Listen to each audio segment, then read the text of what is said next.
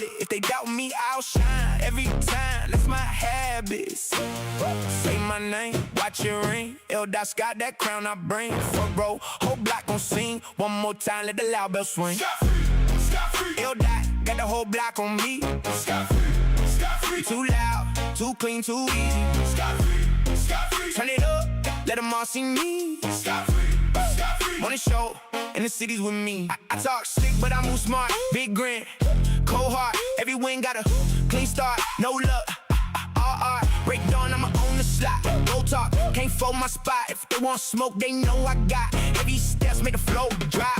Mic check, then the hooks hit. Quick flex, then the room shift. My day one, they don't switch. My lane, stay slick. From the first word to the last line. I stay sharp, never have time. They remember when the bass climb. L-Dot in the lane, prime. Hands high, let it roll. One name, one goal. Scot free in the soul. Now the whole town knows. Scot free, scot free. L-Dot got the whole block on me. Scot free, scot free. We too loud, too clean, too easy. Scot free, scot free. Turn it up, let them all see me. Scot free, scot free. Wanna show in the cities with me. Yeah. L-Dot. Scot free. Scot free. Scot free. Scot free. Scot free. Yeah. L-Dot.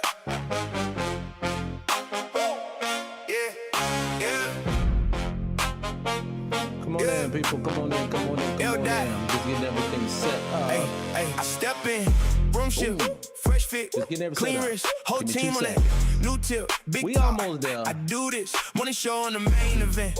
Every bar paid the rent. I don't chase, I'm making sure everything's still When I speak, working. they all leaning. Top floor, but I came from grit. right, Cold it's working. hot Boom, clips, boom, boom, new boom, day boom, saying boom. raw with. Press play, Everything's watch it flip. on. Got the way, got the People. crowd it. Hands up when I call it. Here we go. Boom. Here we go. People, welcome. Welcome. That's up, up, up, up, down. Put that down. People, welcome. Welcome. Come on in. Come on in. Come on in. Come on in. Like I said, just getting started a little later than usual. But we here. We here. I'm here. People, on today's episode, welcome back, man. It's like a short week. I didn't do a show yesterday. I went ahead and honored my ancestors and didn't do anything on yesterday.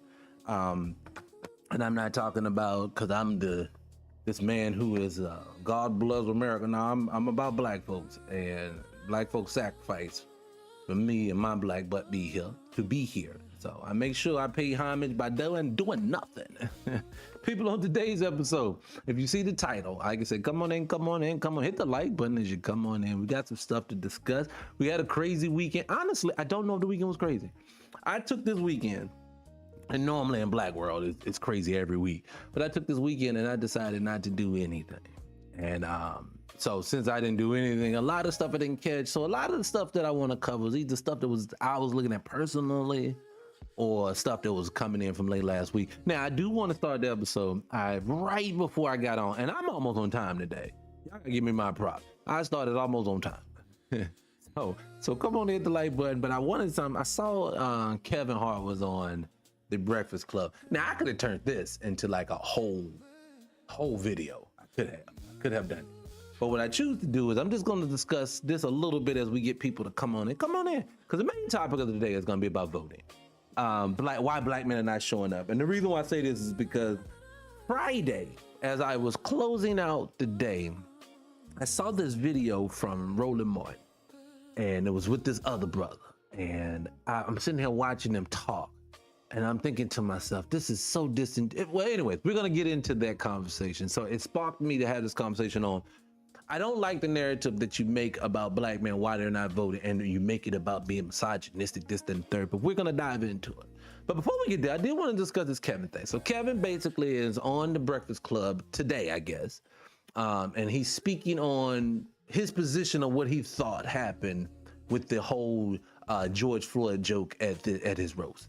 Now, I could play his video, right? Like you say, like clap it down, like boom, it's right here, it's on the screen. I could play his video, I could. I can't leave it up at TikTok. They won't allow me. I could play it, But I can really just give you small context of what he basically said. Now, matter of fact, let me play a little bit up front. That way, so you get a context and know that I'm not BS. I'm gonna play a little bit because it's like 8 clips. So it's like 8 minutes long.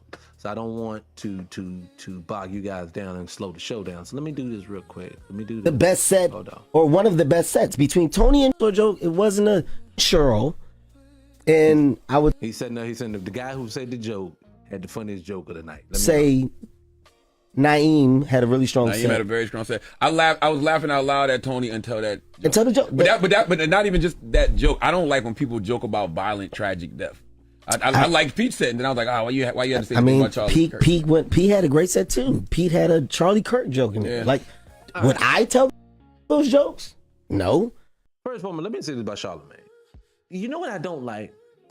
That's a safe way of saying, hey, I'm not gonna just make it about black folks. When he said, hey, I didn't like the fact he made something about Charlie Kirk. You know what? My thing is like this. Why do you have to add? And I get it. Maybe you do feel this way. But why at this moment do you need to speak? I need for folks to understand when we're having a conversation about black people and we're having conversation about stuff that is specifically need to be talked about with us.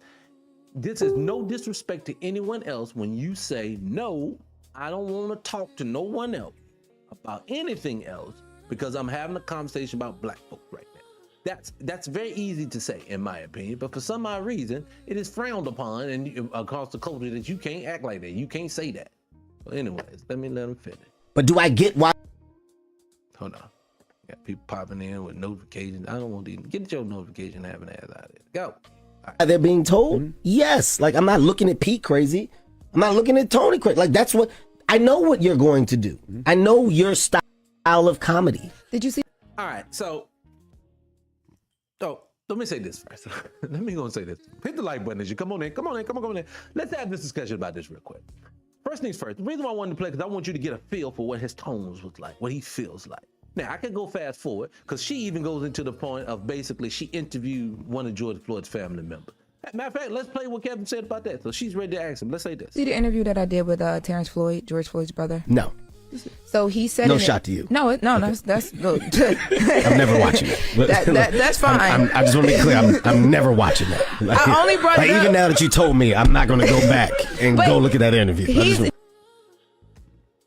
He doesn't give context on why he's not going to watch it, and I'm going to tell you, you leave that thing open for more criticism, Kevin. The reason I say that is this. If you took your time to get off your ass and go up there to that man's funeral talking about enough is enough, black folks are just tired, you were gonna get on that train. So now she's asking you, did you see the interview? Get it, you didn't see it, that's fine, leave it at that. But when you making it now a joke, I'm never watching that interview. Why ain't you watching that interview? What you trying to imply? That you don't care what his brother thinks and feels about how you treating his family, even though you brought your ass up into his funeral? Y'all people do not understand the disrespect that is. Look, I've seen these roasts before. They get nasty. So I don't expect anything not to be nasty. But this is the problem Kevin doesn't seem to understand about why this looks so bad, and you refusing to apologize makes it worse. By basically saying, because Kevin goes on to say, and I'm not going to bog y'all down because that ain't about today's episode. Kevin basically goes on to say, I didn't make the joke.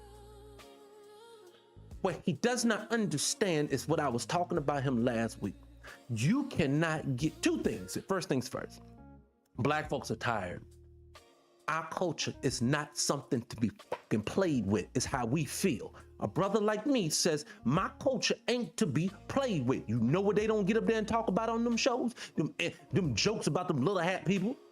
They don't even play with it. You want to know why? Because that's a career suicide for you. Why? Because you can't talk about their culture. Black folks need that type of respect at this point. We have been disrespected. Being that you have been disrespected over and over and over again, you're going to have to be a little bit tighter about it. You're going to have to be a little bit more aggressive about what your disrespect is and ain't. Solely because you've been disrespected. Brother, you told us that 17 white teen men wrote the jokes for this thing. This is what they think of you. And see, this is what makes it worse. You were saying this is a Kevin Hart production. So that means that one of two things is true. Either one, you don't care what people have to say about black culture, because remember, you found it funny yourself in the moment. That's a problem. And two, these people are letting you know, if you are Kevin Hart Production, let me get my mind together. If you are Kevin Hart Production, and this is all about you, you need to understand no one needs to play with your culture. See, like for me, I have a sense of humor. I come from the comedy world. I did stand up for 12 years. I understand humor. I understand being crass. I understand about pushing the envelope. Have no issues with any of it. I'm just not playing about my culture no more. So if everything else, we can have a conversation, but we can play about people. Like for me, I'm a heterosexual black male and proud of it. But if we want to tell jokes and make jokes about people's sexuality, stuff like that, I don't have a problem with it because I'm secure in mine. It's no problem. But one thing I'm not going to play with is my culture. If you want to talk about money and who got this, that, and the third, we can talk about it. We can play with it. We can play with people's aesthetics. We can pick at that. I have no problems with any of those things. Have no problems picking. Have no problems playing the dozens. All that is fine. But what I need black folks to understand is when it comes to our culture, we no longer play. It needs to be off fucking limits. As I'm just telling to Kevin, when you go on these interviews and now you're basically saying, I didn't tell the joke. You got to understand this is what people do with these things. Yes, but would you allow people to get up there and disrespect your late great mother over and over and over again, even in the guise of it's a roast? No, if you do, something's wrong. But I have a funny feeling, as much as you've talked about it, I've read your book, I know about you, I've followed you, Kevin. For all this stuff you've done, I've seen it. So if all this stuff is true, then I know that you don't play about that woman. So just imagine if they went up there, 17 men made joke after joke after joke after joke about this woman, you gonna have a problem. Kevin proceeds to say in this interview, what did y'all want me to do? Stop the production and the live production to do this? Yes. I think people need to understand. The world has moved past this whole PC, we gonna do it the right way. Matter of fact, leads me into my first conversation before we get to the main conversation. I want to discuss, ladies, just bear with me. It's relevant because it's gossipy. It's about men though. But I want to discuss this whole thing with Jaylen Brown and Stephen A. Smith, but not from their point of view. If you ladies, I know y'all in the room too, right here, what is basically happened is a journalist, Stephen A. Smith, all we know this little receding hairline dude, always got something slick to say about a black player. Well, first of all, Jaylen Brown plays for the Boston Celtics. Jaylen Brown went out, they lost after being up 3-1 on Philadelphia. They lost. And I think it was the first second round of the tournament. Jaylen comes out right after that thing and says, you know, this is my favorite season, he said, my favorite season of all the seasons I've played. And so Stephen A. and other people decided to criticize him because they were saying, you lost though. What are you talking about? You won a championship before. Why that's not your favorite season? The side note, let me say this before I get it. I'm just giving you context of what the back and forth was about, because I want to talk about Gil's Arena. I want to talk about why. I want to tie in why black men in the NBA and the NFL don't stand up for themselves, because I'm watching these brothers in real time and it makes so much sense. So I want to tie all this in together. Hopefully it makes all sense by the time I get through it. But I want to give you full context because they're covering what Stephen A. and Jaylen went through. Now, matter of fact, let me play a little bit of what Jaylen and Stephen A. said so you guys get full context yourself. Listen up. Jaylen Brown, be careful what you wish for. You really want me to start reporting on that level? You understand? Oh, be careful. You look at John Gotti. Let me tell you something. Locker room? How the organization might think about you? How the city may feel about you? How Jason Tatum may or may not have feel about you? Bruh. Sneaker deals, endorsement deals, the list goes on and on. The season is over, bro. Come on, Stephen A. You El Chapo? You running the media cartel, my boy? So that's Jaylen Brown talk. So Jaylen basically goes on. I want to walk you ladies down. I told you like again. Jaylen basically tells to Stephen A. like, let's just have a live debate. Let's just get it all out. Since you want to go about these so-called unnamed sources, things. Let's just have a conversation about it. And they've done it already one time. Stephen A. is slick about the mouth. He is very slick about the mouth. Side note, I have to get my 2 cents on the subject so I can move on from it, because otherwise it's eating at me.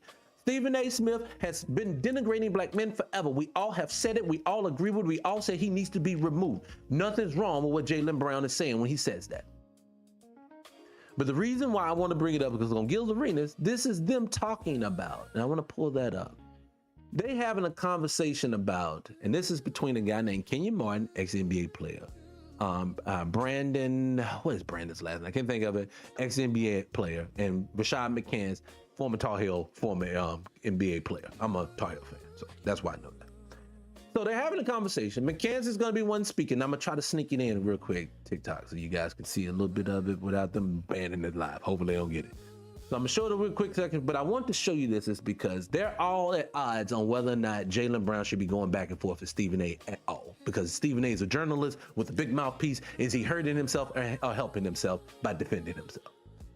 So I want you to guys, ladies especially, I mean the fellas especially, I want you to give me your viewpoint on what you think. Who's right, who's wrong in this situation. And the reason why I'm bringing it up right on the heels of what we were just talking about with Kevin, because it's about respect.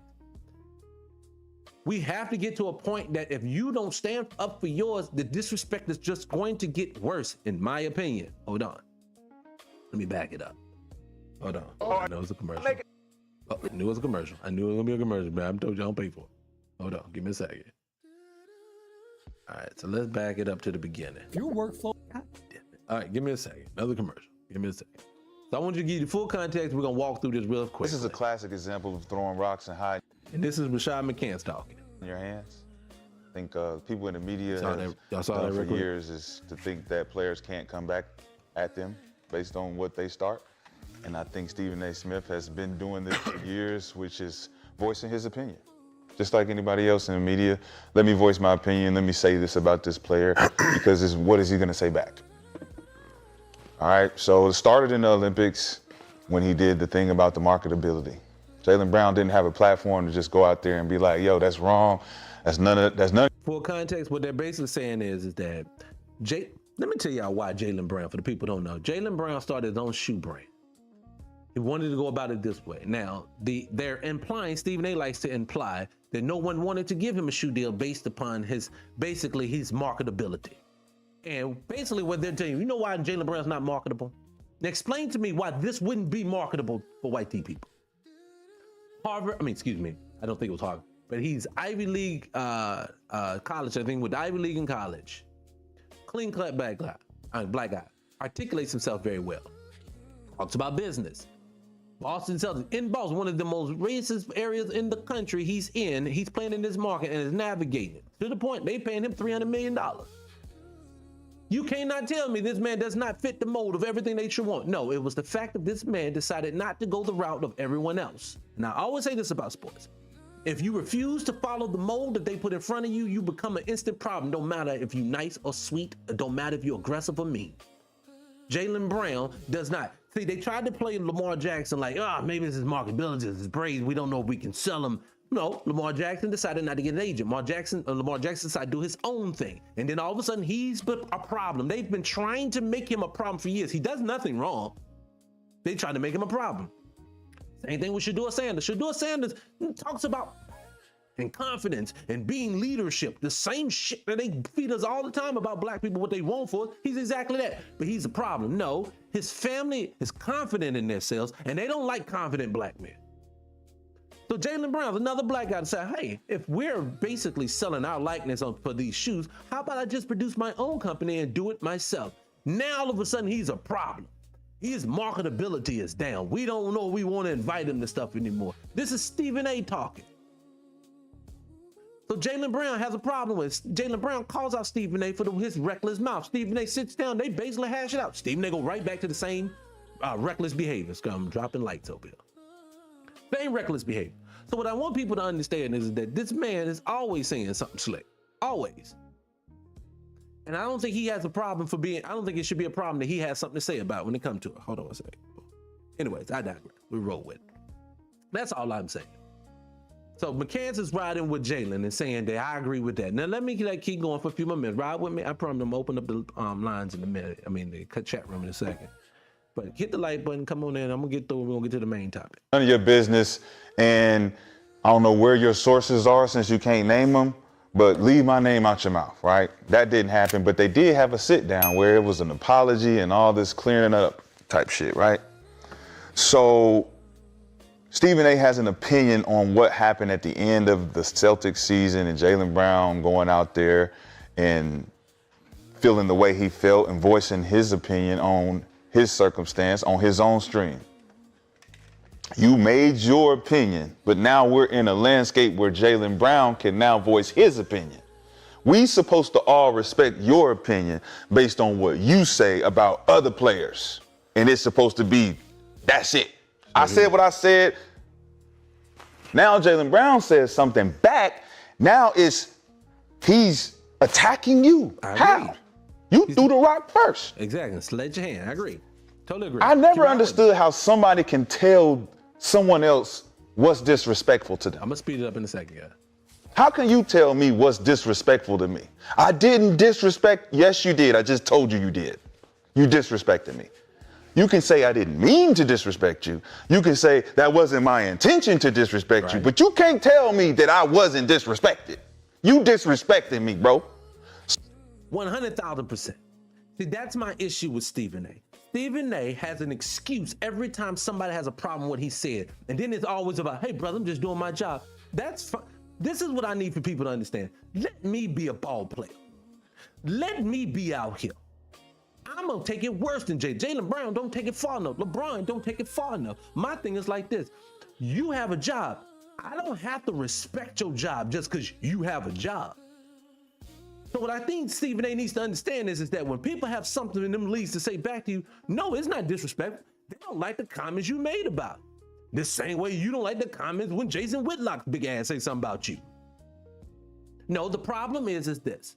You want to be able to do the bidding for them folks to say whatever it is without them being mad. You always want to be on the guys, man, it's just my job. What did you say right here? You don't even play the sports. Yeah. I agree, no one cares what he has to say. And my thing is just like this. It's not even for them. I think we all agree. Stephen A ain't talking about nothing we don't agree. Mine is I want you guys to see what the NBA mindset looks like. Now, I want to back this up. I'm a Tar Heel fan. Growing up, from North Carolina, I'm a Tar Heel fan. Of course, Rashad McCants 2005 got us a championship. I'm always going to be a fan. Now, I've heard he has issues with his other former teammates because of his attitude. So I want to lay it out here. I never try to play in and paint anybody a certain way. So I know he has issues on and off the court with players themselves. Former Tar Heels did podcasts about how they don't like him at this point. I get it. But one thing I can definitively tell you is this.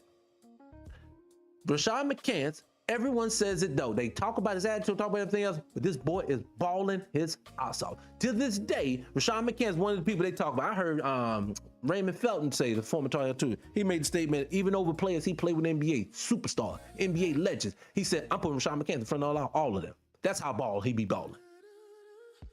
But he didn't keep himself in the league. He didn't stay in the league. And I'm not saying he didn't have a bad attitude, but I know this. When people don't care about your attitude, if you putting up numbers. What's going on, Sugar Miss Right? Come on in, girl. What's up? How you doing?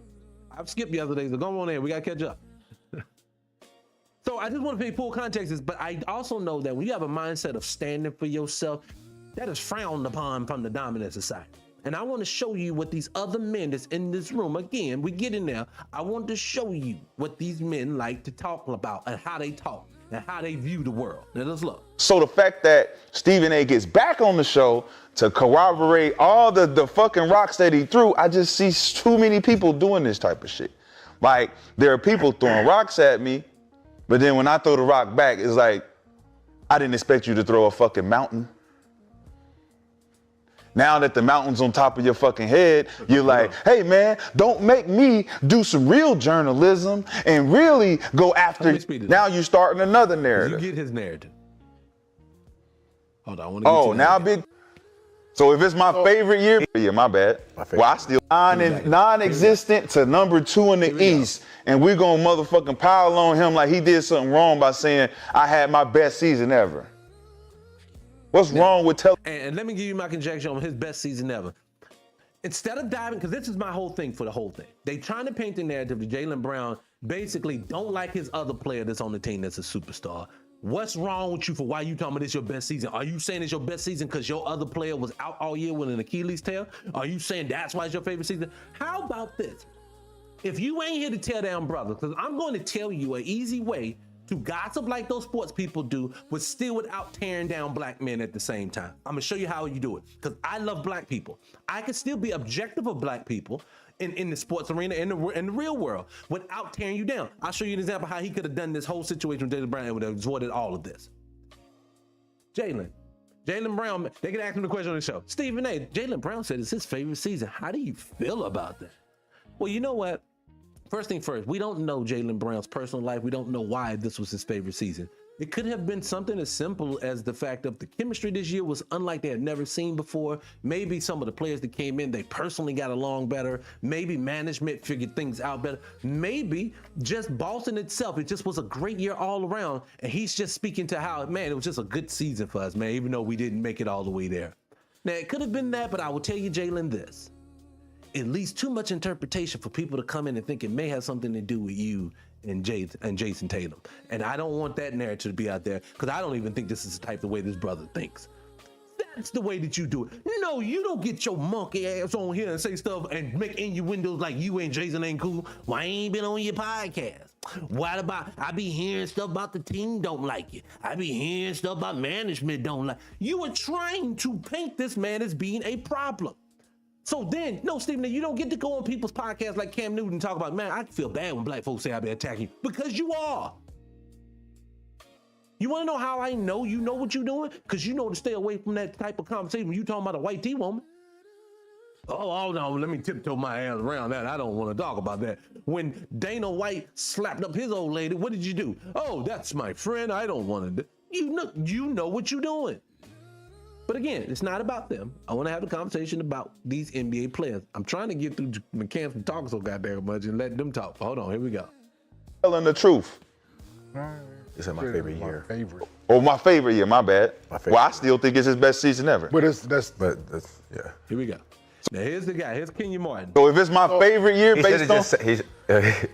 It would have been better if he said, this is my best season. Like, so then we're thinking numbers. Now you say this is my favorite year.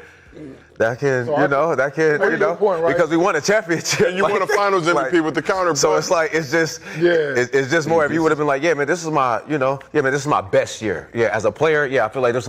Now, I think it's Brandon Ingram or whatever his name is. Now, I don't have a problem with what he's saying right here. He's a sports analyst at this point. He's just sharing his opinion. I have no issues with it. Appreciate it, man. Share the live. Appreciate that. Keep sharing the live, people. Let's get this thing up. We got one day back. I have no issues with it. I have more issues. Well, no, let me keep going. It's my best year. But no, man, this is my favorite year. Yeah, we just won a ring. But based on the comment, right? It's me. I can say what the fuck I want. You can't. No, you can't. Hold on. Yes. I'm glad you said that. Yes. And now you leave room for other people's interpretation. And now I can make a... And he's right. He does leave room for interpretation. But I would just say, I have a responsibility as a black man that it has anybody listening to him at all, whether it's one person, 10,000 people. I have a responsibility to my culture to uphold it in the most responsible way possible. I'll give you an example. I talk about Meg Thee Stallion and how, her persona as a rapper is hurting her image when it comes to how men are going to view her and her value. Like it or like it, I'm not saying good, bad, or indifferent, but it's true. I got attacked in my comments. Who says she wanted to be respected? What do you mean she's rich? Does she mean? I don't care if she's rich. I don't care if she don't care about being respected. Everybody wants to be respected. Stop making excuses for people that you like when you know their behavior is bad. Just say, I like her. I know she out here being ratchet, but I like her. Just say that. We all agree with it. But right here in this situation, these brothers, what I'm doing, and they slow walking and they taking too long. What's bothering me about what Kenyon Martin and what Brandon, whatever his name is saying, is this. Well, let him speak to him. The counter to that interpretation. You can. I have a platform to make the counter. Let's just say I made that in the interview. Okay. But now the interpretation is out there already. Right. Yeah. And that's cool. Okay, so because everyone's gonna have their opinion anyway. Cool, but it's not cool. Right. It is. It's not cool because you had something to say after somebody had. But he said it first. No, you said what you said, right? Yes. Yeah. On my stream. This was my favorite. This is my favorite season. He said on his platform. After a loss. This is my favorite season, right? And did he explain why? I don't think he did. I haven't heard a reason why. This is my favorite season. No. Now, like I said, now you leave the room for interpretation, right? So now the interpretation happens. Which is the opinion of other people, right? not just one person, of other people. Yep. Here we go. Now you have to go back and there's another thing now. Because that opinion is personal. No, it's other people. No, it's not personal. Stephen A's was personal. But I'm just saying, when you just said it just now, I thought the same thing, right? When you said best and favorite, and he said favorite. I agree with you. I told it was a triple. I agree with you a whole 100%. See, what they're doing is this. Basically, these men, and I'm gonna let them keep going, but these men they have been criticized, talked about, ran through the ringer, and told all at the same time, you got to take it if you want to get that money. And what they've done, they've been so socially conditioned into being dogged out. These guys are pre-podcast, pre-Twitter, pre-places where they, now I ain't gonna say pre-social media, but their careers were coming to an end when social media is becoming a thing. They're not living into culture today. See, players have voices for themselves. I would not be surprised if soon part of their contracts are gonna become they can't have podcasts. They can't speak for themselves. Because one thing those ownerships don't like is they don't like for players to speak for themselves. This is not a relationship between we are just great we're great at playing this sport. You guys are owning it. Let's come together and make some money. No, this is I own you. No, that's what this is. And these are the guys that are talking, and they're basically saying, slow walking. I'm gonna let them finish a little bit because I'm gonna let it go a little bit long. But Kenya Moore and them are basically just saying, you need to shut up and just get them and dribble. When you come at Stephen A, you're gonna make it worse because now you're looking like the angry black man. That's what you're saying. But no, why is it just like with Kyrie Irving? Kyrie Irving should have been able to come out and fucking say for himself, brothers, what are y'all jumping out the window for? I just posted a link. Thought it was whether I thought it was an entertaining film or not, I posted a link. What if I hated it? What if I wanted other people to criticize it and think the same thing I thought, but I didn't want to say it? What about that? No, you assumed. See, with black men, it's just, I don't want you to do anything but what I tell you to do. And these guys are great representations of it. Hold on one second. Yeah, see what I'm saying? So you tell me he's top 5, and I didn't even watch this shit like that. But you say he's top 5, I'm an MVP candidate, and y'all talking about he ain't marketable is what they're saying. Solely because he don't want to let Stephen A just talk about him in a specific manner without any context. I thought the exact same thing. What'd you think? Damn, damn, we just got one. We got a But again, are black men a monolith? No. So being we're not a monolith, being that y'all are not on that team, being that there's an age gap between y'all and Jaylen Brown, probably 9 times out of 10, y'all don't know him personally. Since y'all don't know him personally, how do you know what his intent was? These people, y'all, we are taught and conditioned to view these ball players like machines. No, they have families, they have children, they have things that are going on. Jaylen literally in that time could have been thinking about his fucking family environment, how it was just an amazing year. Even though we failed, man, I can't complain, man. It just was a good year. Every day to go to work was just a good day to go to work this year. It just was good. We wasn't good enough. How was that a bad thing to say? I'm enjoying my life even though I didn't win the championship this year? Did they equate that I'm not going to get on the court next year and try my hardest to win again? No. And so what I'm saying is these ball players, they get angry when people criticize their way of thinking. Like, I know if they ever got to them, which is not. If my conversation ever got to a Kenya Moore, he going to be pissed. Who is this nigga to be speaking about what we do? I'm not talking about your skill set on the court. Kenya Martin was a damn good player. Brandon, I can't think of anything. He was a good player too. I heard he was better than what he was, and then he showed on the league. McCants damn shows a baller. When I say these people, I'm not talking about their sports skill. I'm talking about what the fuck are you willing to take? These people have dogged y'all for years. They affect y'all money for years, and y'all just sit there and take it. And what McCants is saying, enough is enough at this point. Let me get through it. Championship over here. We done been through a lot of shit. So now it leaves me, like, for my thought process and the way other people thinking, like, because you was the man? See? Right? So that's... What other And see, I look like a hit dog holler. So, King Martin, was that what you would have been thinking? Is that season? How do you know whether or not it was like that? And then two, again, y'all tell us all the time to be that man, to have the Mamba mentality like Kobe. You got to be a killer. You got to be cutthroat. You got to be willing to do it all. You don't think that person wants to be the person? I just watched the Orlando Magic documentary. Shaq blew up the team because he wanted to be the man. He goes to LA. Him and Kobe can't get along because I know Shaq and Kobe wants to be the man. These are egos. So now Jalen, because what it is, these programmable players hear what they say on ESPN and take on and adopt their personality and thoughts and opinions. When McCants is saying to himself, brother, we are grown men. Why y'all allowing this non-ball playing nickel to sit up here and talk about us and then name anonymous sources? You mean liars? You mean people who don't know me? You mean, I don't know why they don't look at it like, because Stephen A likes to do that a lot. Anonymous source that I cannot name told me this, and this. Y'all do know, if man will lie about one thing, he'll lie about anything. And Stephen A has been caught in multiple lies. So your anonymous sources means you lying. And so what Jalen is telling him is this, you gonna have to check that, you gonna have to validate that if you gonna make that statement about me. And what these dudes on here are saying, nah, man, you taking a bad approach when it comes to it. But I'm gonna show you how hypocritical they are. Because they go into talking about LeBron. Remember, LeBron went up and G-checked that man at that basketball game. Just because LeBron's name hasn't been denigrated and ran through the mud like they doing Jalen right now in sports, they cool with that. Hey, it is what it is. That man checked him to his face. You mean to tell me Jalen can't say something from the comfort of his own home and his house about how he felt about his own season, about himself?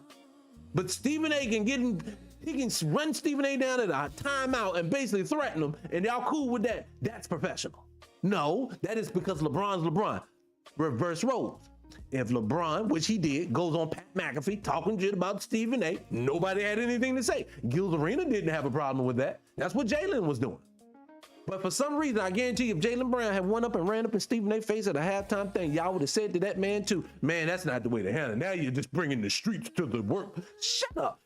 You guys are told what to think, and it's showing y'all showing your little pink things right now is hanging out. Interpretation do you need? But if I'm talking about my own individual season, this was my favorite season because we went from here all the way here, and I led us, and we almost got to where we needed to go. Funny you say that about LeBron. Who said that? I can't see the name because my eyes are bad. But LeBron, yes, LeBron is coming to his end, and I always say this about, and this is not me trying to put anything extra on that man. I am not trying to blow that man's family up at all. I just know who he worked for. Them folks that he worked for. The only reason why he has been clean whistled, the only reason why he ain't did nothing, and I'm not trying to denigrate LeBron at all. What I'm saying is, you are the greatest player on earth where everybody calls you, everybody knows your name worldwide. Trust and believe LeBron done did something he ain't got no business doing, and they know about it. All they've been doing is, we don't want to mess up the money. But I can promise you this, it's coming. Something's gonna come out. And that's not me trying to put it on them. I just know how they do these people. I know that they set you up. And mind you, you wanna know why they like little boys from the hood? They don't know nothing. Because they're very easily controllable, and you very easily can get them into doing things that they're gonna pay for later in life. You said his wife is stayed separate for a reason. I get that part. I think he's done it. I'm not trying to put it on him. I hope he is clean. Well, I hope that nothing ever comes out. But I know how these people go.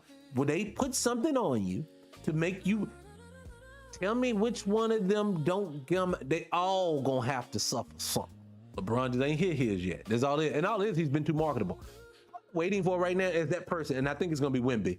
But they've been waiting for that person who's going to step up and take the place of LeBron for the league. They need a face. And what they love about Wemby, he marks off of multiple boxes. He's a freak of nature, great. They ain't never seen nothing like him. And then the second thing is too, he's foreign. And they love the foreign people because they're replacing Black Americans with everybody. So he fits the mold perfectly. If Wemby can step into that role and take over, peace, LeBron, they're going to tear that little name down. Trust and believe it. And they're going to get him for things like that time he brought the Malcolm X book on the stage, stuff like that. They're going to get him for that. And I'm not wishing it on them. But I just know these people. That's their track record. Call me the Negro Nostradamus. Yeah, this was my favorite season. I'm saying all of that. Now my best season year. He said my favorite year as well. Hold on, guys. I'm gonna try to fast forward to a spot I really want y'all to see so we can move on. So let me. My favorite year. Stephen, just like a direct answer. If I say, like what Skip say, hey. What happened? What happened? Your point. What happened? I come back at you. Yeah, but ain't nothing happening. Hold on, quick. What happened? Hold on 1 second. So the point that you like somebody want to push a narrative, right? The Stephen A. the narrative that he was. So like I said, to leave room for interpretation that you included Jason Tatum in that, right? I agree with Jaylen Brown in this sense, right? You ain't got no argument. You, like Stephen A., Jason Tatum hasn't been on your stream, right? For whatever reason, hasn't. You've been rehabbing, been doing whatever it is, right? I haven't asked him. Or that too, right? Or you been busy. Or I'm trying to. So now, I'm a problem. Because all they're doing, they're painting the narrative that Jaylen is a problem and him and Jason Tatum don't get along. And it's quite ironic, every time a black man stands for himself, wants to do something for himself. The thing that bothers me about black people, because we allow people to okey-doke us, to gaslight us, I'm gonna tell you what I mean. When I say black folks are stifled and hindered at every turn when they try to do something themselves, and they say, stop just making excuses the whole nine. But then when the black people who do stand up for themselves, i.e. Jaylen Brown, now he's a problem. Clean cut than a motherfucker, but he is the problem. Then Shador Sanders, because your dad is one of them cocky niggas as y'all look at him, he's a problem. Then I go into people like LeVar Ball. LeVar Ball and Lonzo Ball never said, done anything. But LeVar Ball can't go back on ESPN because he made a flirtatious comment to one of the female people. He needs to be removed. But Dana White can still come on after he done smacked this woman up on TV. No, what it is this. When you build for yourself, you instantly become a problem. Lamar Jackson, like I said, he don't want an agent. He's a problem. LeBron goes out and gets this one black guy that he done met. This dude must have been amazing because I think they said LeBron met this dude. What's that agent of his? Met this dude at the airport or something, he said. This dude basically got half the NBA just want to sign with him. All of a sudden, you want to change the rules. You got to have a degree to do this in the third. You know why you're always changing the rules? Niggas aren't supposed to get nothing. So don't tell me that I ain't talking about nothing when I make a true statement of what's happening. Now, am I saying it's impossible? No. It is very much possible to have our image, to have our likeness, to keep these people off our asses. But I'm gonna tell you what you gotta do. You gotta remove him from being able to speak for us. That mindset of NBA players need to go away from here. This whole thing that this man can be denigrated on ESPN, that affects your money. When they tell Tyreek, I've heard Stephen A. They need to cut him. He needs to go. He needs some money. And then, what the fuck you mean? I can have a conversation about all these dudes without bringing up what they shouldn't be getting. Why am I doing that? Anyway, let me leave it alone. Because I could keep going. Let me see if there's nothing in there. Build this. And then, hey, that's a fucking insinuation then. No, it's a fact. Yes, no, it's not. Yeah. It's not a fact that you wasn't on the USA team because you're not marketable. Yes, it is. That is a fact. He can't prove it. He had to start his own brand. You can't prove it. He got to start his own brand. No, he didn't have to. He wanted to. He started his own brand. He said it was inspired by Kobe Bryant, bro. Get the facts right. Bro, he was going to sign with Nike if he didn't get into it with Nike. Why was he wearing Nikes with the shit because of that. See, here's another example. So now you got a guy who basically saying he wanted to start his own brand. Man, he could have signed with Nike. I don't care. Why do these people don't?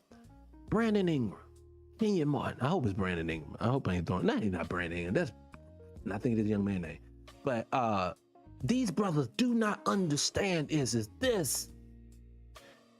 These companies, yes, they have a name. I said this about Vlad TV when he was going to Aries Spears. The reason why Vlad is popular, the reason why Nike is popular, the reason why all of these people are popular, it's because you gave it to them. Remember, just take hip hop. When Def Jam was the #1 place to go, Def Jam should have came Motown. They should have looked at Motown and said, I'm not selling. Let's just keep cranking these people out. And if they lean on us, we talk it. This is what we mess up at. We are all getting leaned on by them folks in some form of fashion in our lives. And we've been leaned on so hard. And we're so disconnected that we can't say nothing. No one's going to help us. So you just take that leaning. What do I mean when I say that? You go eat it at work. Your boss is disrespectful every day, but you know if you go away from here, your children won't eat. You can't make no money, so you just let them lean on you. You know they disrespectful. You know that you should have got that raise. You know you should have got that promotion. But they've falsely and created a system where you're the problem. Give you another example. You don't have to correct your behavior if everyone's going to coddle your behavior. Who has that happen to them? We see movie, TV show, hidden video, documentary, TikTok, YouTube, How many videos we seen of cops being disrespectful to people who did not supposed to be that? And there's unchecked behavior. That is why they do it. I'm watching this doc with my daughter. My daughter came into town. I'm watching this little documentary about this boy down in Florida who is basically meeting new women and men, sleeping with them, beating them, and then impugning them. And at one point, one girl he beat on, called the cops on him. Yeah, he done did some stuff to me, to my body. You know what I'm saying? All this stuff goes in there, tell on the whole nine. So they're showing us the interview between the police officer and the guy. He's telling the young man who's committing the crimes what to say so he can let him go. And then he comes out and says, I can't just send an innocent man to jail just because you guys want me to. This man proceeds to impugn 2 more people because you didn't want to do your job. This is the world that we live in. And I'm saying to people like Brandon them and the Kenyan and this guy, y'all don't understand. Y'all are helping it uphold it. Great. You don't think that it was the best move for for Jason Tatum to make this, Jaylen Brown to make that statement. Great. Guess what happens though when Gil's Arena support him and that man being able to say what he wants to? Now the NBA ain't got to sit here and walk on eggshells with these folks. It's just you got to do it on your own terms. You have to do it. Look, I'm not telling Jaylen Brown to go martyr himself. I'm telling y'all, these dudes have to support each other. Don't listen to what Stephen A. says out his mouth when he says about whether he likes black people or not. Watch that Negro's actions. You know what he did not get into that position being naive. He knows what he's doing. He knows what he's saying. He thinks you're dumb. Kenyon Martin, he thinks you stupid. He think he'll come sit down in Gil's Arenas and then he'll tell you guys the same thing. Hey, brother, I didn't want to say nothing to the brother, but the brother ain't gonna come. And you gonna sit there and eat it because you want to eat off of his plate. No, Stephen A. should not be able to walk amongst black people.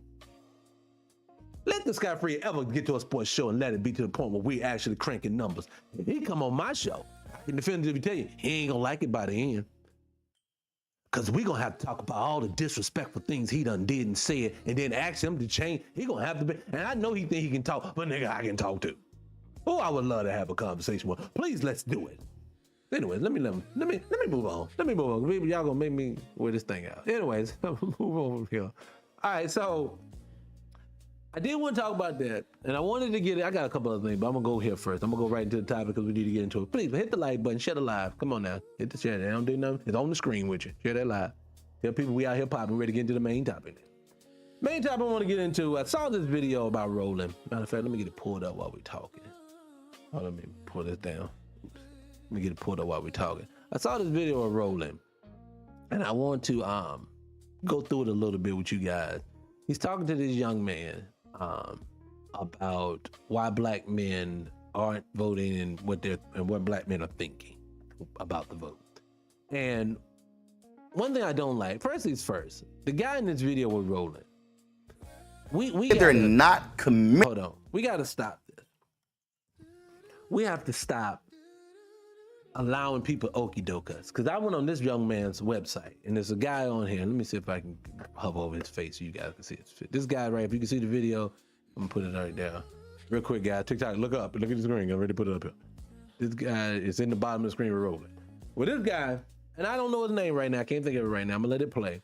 But this young man has a website where he's supposed to be mentoring young black men, and I'm on his website. Have y'all ever been on a website and there's no tangible goal? But that they do have a donation all over the thing for you to donate, but there is no tangible goal. So this man has a whole website, and his whole devotion is to build up black men and to do stuff with at the same time. To the voice. I got a voice lag. Hold on one second. Hold on. Let me fix it. Give me a second. Give me 2 seconds. Thank you for that, Shoka. I'm glad you stepped in here and said that. Give me a second. Be like that sometimes. Give me 2 seconds.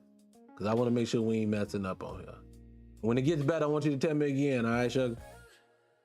Hold on, let me do that. All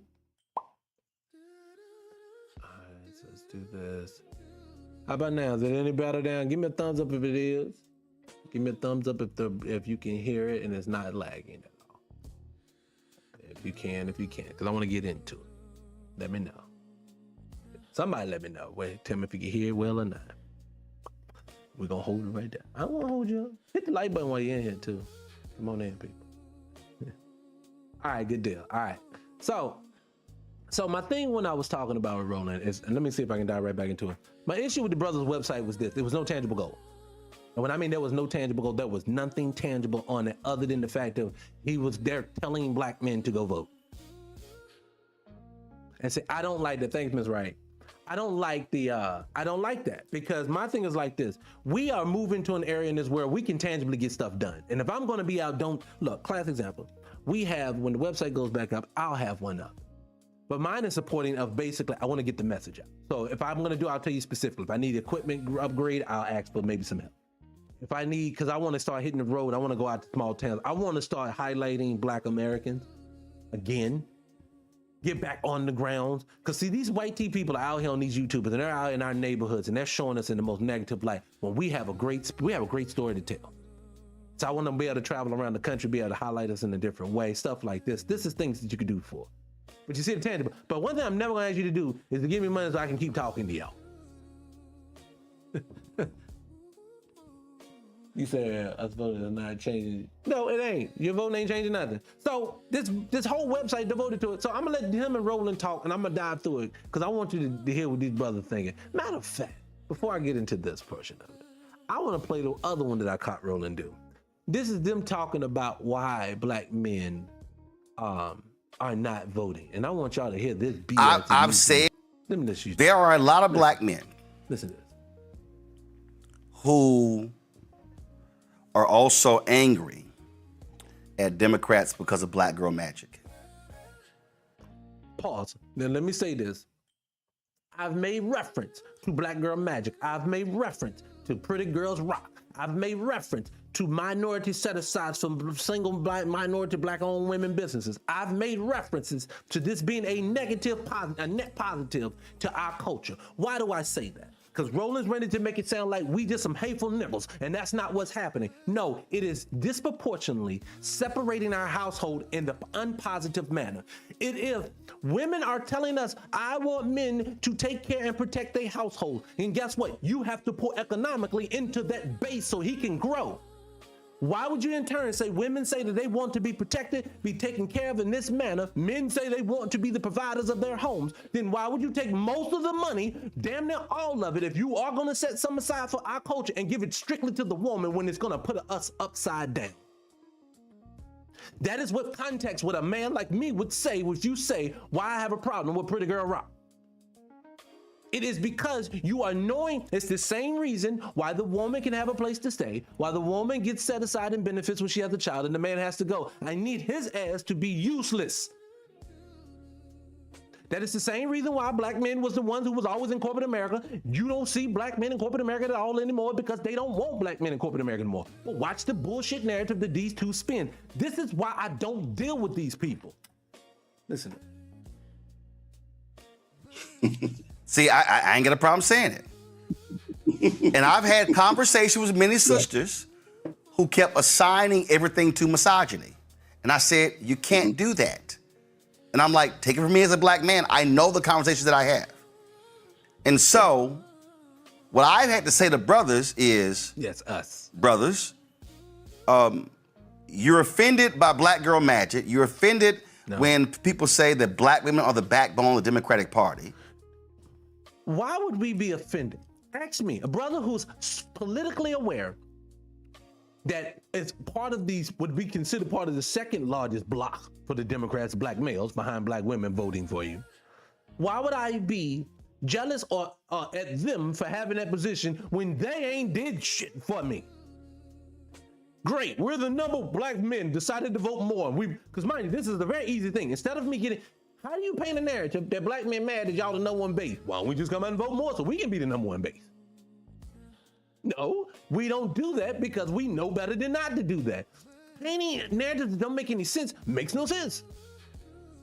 Oh, they're just jealous because y'all the biggest one that's out here voting. What are you talking about? To a group of people who don't do nothing? What prize did the sisters win because they number one, Roland? It's also factually correct that black men are the second largest voting bloc of the Democratic Party. That's right. And a lot of these brothers are upset because I had a brother who told me, who was running in Texas, he said, you ain't got no shot in running if you're a black man. You got to be a black woman. And I was like, where did you get that from? I'm gonna tell you where he get that from. The blueprint that only women and homosexual males can be propped up by your culture. I'm talking about Democrats. Did I say black folks? No. Your side only wants to effeminate the black man and highlight the black woman. Tell me I'm lying. The only man that I know that they even talk about are sensitive. Cory Booker. What's the dude, Bakari Sellers? Oh God, don't even get me started on that one. So that's what I'm trying to tell you. Don't come at us acting like this ain't a thing, brother. We just talking about the pretty girl rock. Is there any area where black men are being prioritized solely and singly by themselves? No. And he started explaining to me. And this is what I said to him. And this is the reality, Michael. A lot of these brothers are pissed off that these sisters have organized themselves, have mobilized themselves, are raising money, are doing what they're supposed to do. And then when I look over here, I see a whole bunch of brothers with attitudes and sour faces. And my response to them is, well, why aren't you organizing? And and I've said, How about this? How about for me, if I just say I'm married, children, the whole nine, just got all that going on, or if you got a girlfriend and you're doing all stuff, why everything have to be? Why I gotta do everything with someone with a pole between their legs? Why I can't have sisters around me and we build it at the same time? Sisters, why y'all can't have an organization and then they have men around at the same time? We all build it together. Why everything has to be separated by what's between our legs? Roland, why do you make the statement? Why don't y'all go organize too? Why don't you say there's no more? Why don't we all organize together since we all being attacked? See, this is the divide that I'm talking about. I am not a black male advocate. I am a black family advocate. You have to advocate for the family. You have to advocate for each part because each part is integral to our success. There is no need for pretty girl rock. We need black everything. For some reason, these people, and see him getting on here telling them, he'll say to me, I'm wrong. Like he's talking about me. I've made talking points about the things he's talking about, but he's giving improper context of why I say it. It's the same thing of why black men didn't vote for Kamala Campbell or whatever name Harris. Oh, they were just being misogynistic. They didn't want to see a woman in the position. They made it. This is the picture that they painted. Kamala Harris got up there in the last minute. She said, look, black man, I'm going to do this, and take care of all of y'all. Y'all going to be back in y'all positions and take care of everything. Just elect this woman and I'm going to make it happen. And we said, nah, I'd rather stay in this oppression and have the white man here if it's going to have to be all that, because I don't want that old woman. No, can't do it. Yeah. You know what they're telling you, black man, black woman? They just said to you, y'all stupid if you believe it. They think you ignorant enough to believe it. I don't like people telling me I'm stupid. This is the reason why Roland gets covered so much. It's because they've stuck this Negro out front. And he keeps telling us that we are politically dumb because we won't get in line. That is what the whole conversation in the other video I'm gonna play. Just get in line, brothers. You're politically, I'm so bad these brothers politically so unaware that we have to just have to keep teaching. And then I go on the brother's website and all he's doing is asking for money to go for access to go vote. He wants to raise money so they can register people to go vote. That's the only thing tangible on his website. Yeah, we get brothers out, we make them aware that they have to make them politically aware, and we're gonna make them smarter, and then just vote and then donate some money to us. What the fuck you mean just donate to what? No, because we're gonna teach young men how to be. We have a crew of black men. What are you building in all these black men? I can't stand when I see them. This actually is a negative to me. When I see a bunch of black men, 20, 30, 40 of them in suits, and then I look at them looking all snazzy together and they taking pictures together, and then when I look on their pages, I don't see nothing tangible together. Y'all gotta give me 50 black men together. No, nigga, we don't need to get together and watch sports. We need to build something. Come on, man, 50 of us, we can produce something that each of us can eat off of in some form of fashion. This whole getting together to vote, nigga, what? I'll give you some example. I'll give you something even better. I was thinking about the Black Caucus the other day, and I saw a video. Matter of fact, I got this up here. And I'm gonna come back to it, guys. I'm gonna come back to it. But I saw this thing on the Black Caucus. And if I see it, I really want to do it. Is this it right here? Here it is. Hold on here. Listen. The Black Caucus had 13 founding members. Now, I know the person's voice who's doing it, and I have my own opinions on it, but he's totally right here. So let's listen. The Black Caucus been around since 1971. If it's anybody that you want to get mad at, it should be them. Because since 1971, 2026, that's 55 years. Since 1971, 55. Cross.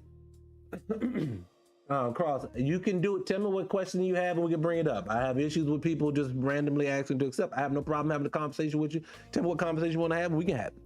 But no trolling, because I've had people throw shit up and everything. I don't want that. But let me speak to what Dane Calloway is saying right there that I totally agree with. I actually kind of disagree with. You know we're victimized and we don't even realize it? In 1971, they said they started with 17 members, right? You know what that means? That was 17 people that them folks put in front of us and told us these are the new people who gonna represent you. I can tell you definitive to ask you just the same question. Go ask your mom, go ask your daddy, go ask your grandparents, go ask your great-grandparents, whoever was around during that time, did they vote for them 17 folks to go out there and represent them? And I'm gonna tell you they said no. All of them gonna say no. All of them gonna say no. You wanna know why? Because these people have never been put here for you. Everything is here as a face. The reason why I know this to be true is because they don't ever speak. This is the first time in years you've heard them actively say they wanted to do something tangible and they're trying to mobilize black people. And I'm talking about this whole getting young boys that play in these sports to not go to these certain states and play for these institutions in these red states that are trying to change the voting districts. And side note, let me say to that, how disrespectful you old niggas are. How dare you? And like you say to me, I don't like that they go to the PWIs either. They should have been going to real black institutions and really building them up because they are the stars. But how dare you, instead of starting with people who have made wealth, the boomer class, why you ain't asking them NBA players to stop going into free agency into any of these states? You don't ask them people, they got money. I'm not counting the NBA player's pocket, but I'm gonna tell you like this. If a young black boy coming out the hood versus an NBA player who's made a few $1 million in his life can sacrifice for the culture, they can sacrifice for the culture. Stop asking them children to do it. No, what it is, they're trying to use the bottom barrels of us again to prop your ass up so you can keep your position. Look, people, I'm going to say something that's controversial that they ain't agreeing, but most of us are not going to agree with because you've been heard. How dare these red people steal these positions, these areas from black folks and making them disenfranchised? I totally was on board with you guys too. This is so wrong. Man, this is going to have repercussions when it comes to us. But then I started thinking to myself, when I did my research, all of them are failing. If all of them are failing already, what the fuck are we holding up? Blow it up then. Blow it up if it's going to mean at the end we can get something better out of it. Because if we're holding suit just to keep James Clyburn in his position, even though black folks are suffering in those districts, then I don't need it, don't want it, don't care about it. Stop pulling on my heartstrings until they start doing something. Look, black folks, these people in these districts are given budgets. They're told that they have the autonomy to go out and figure out what the community needs. These niggas never do nothing for you. I agree. How come nobody knows the politician? Because the politician don't come down where you at. He don't come to your neighborhood. He don't deal with you. We are only voting to make new celebrities as politicians, or politicians as celebrities. Jasmine Crockett, you can't have it both ways. You can't tell black folks you here to stand with them, but the only time you actively are saying something is about an immigrant or you trying to hold up them little hat people. It don't work that way. Candace Owens, you can't, as intelligent as your black ass is, you can't talk with all that good goddamn sense when it comes to certain subjects, and then when you get to black folks, you get ignorant. This always seems to happen. Everybody, when they have to deal with us, always try to deal with us on a simplistic baby level because they think we ignorant. And I'm going to tell you, no longer do black men listen to you trying to shame us.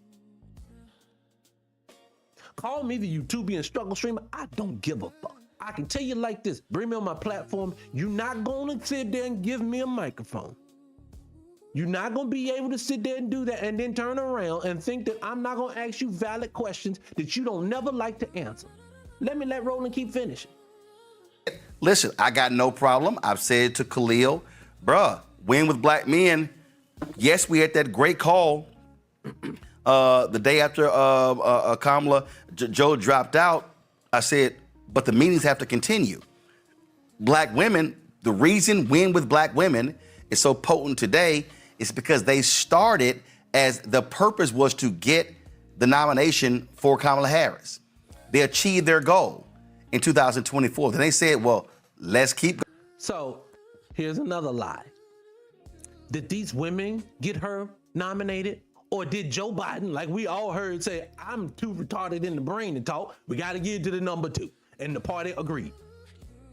So now he's going to sit here on these ignorant people on his platform and sit there and make it sound like some mobilized black woman got something done and these jealous Negro men just can't seem to handle it.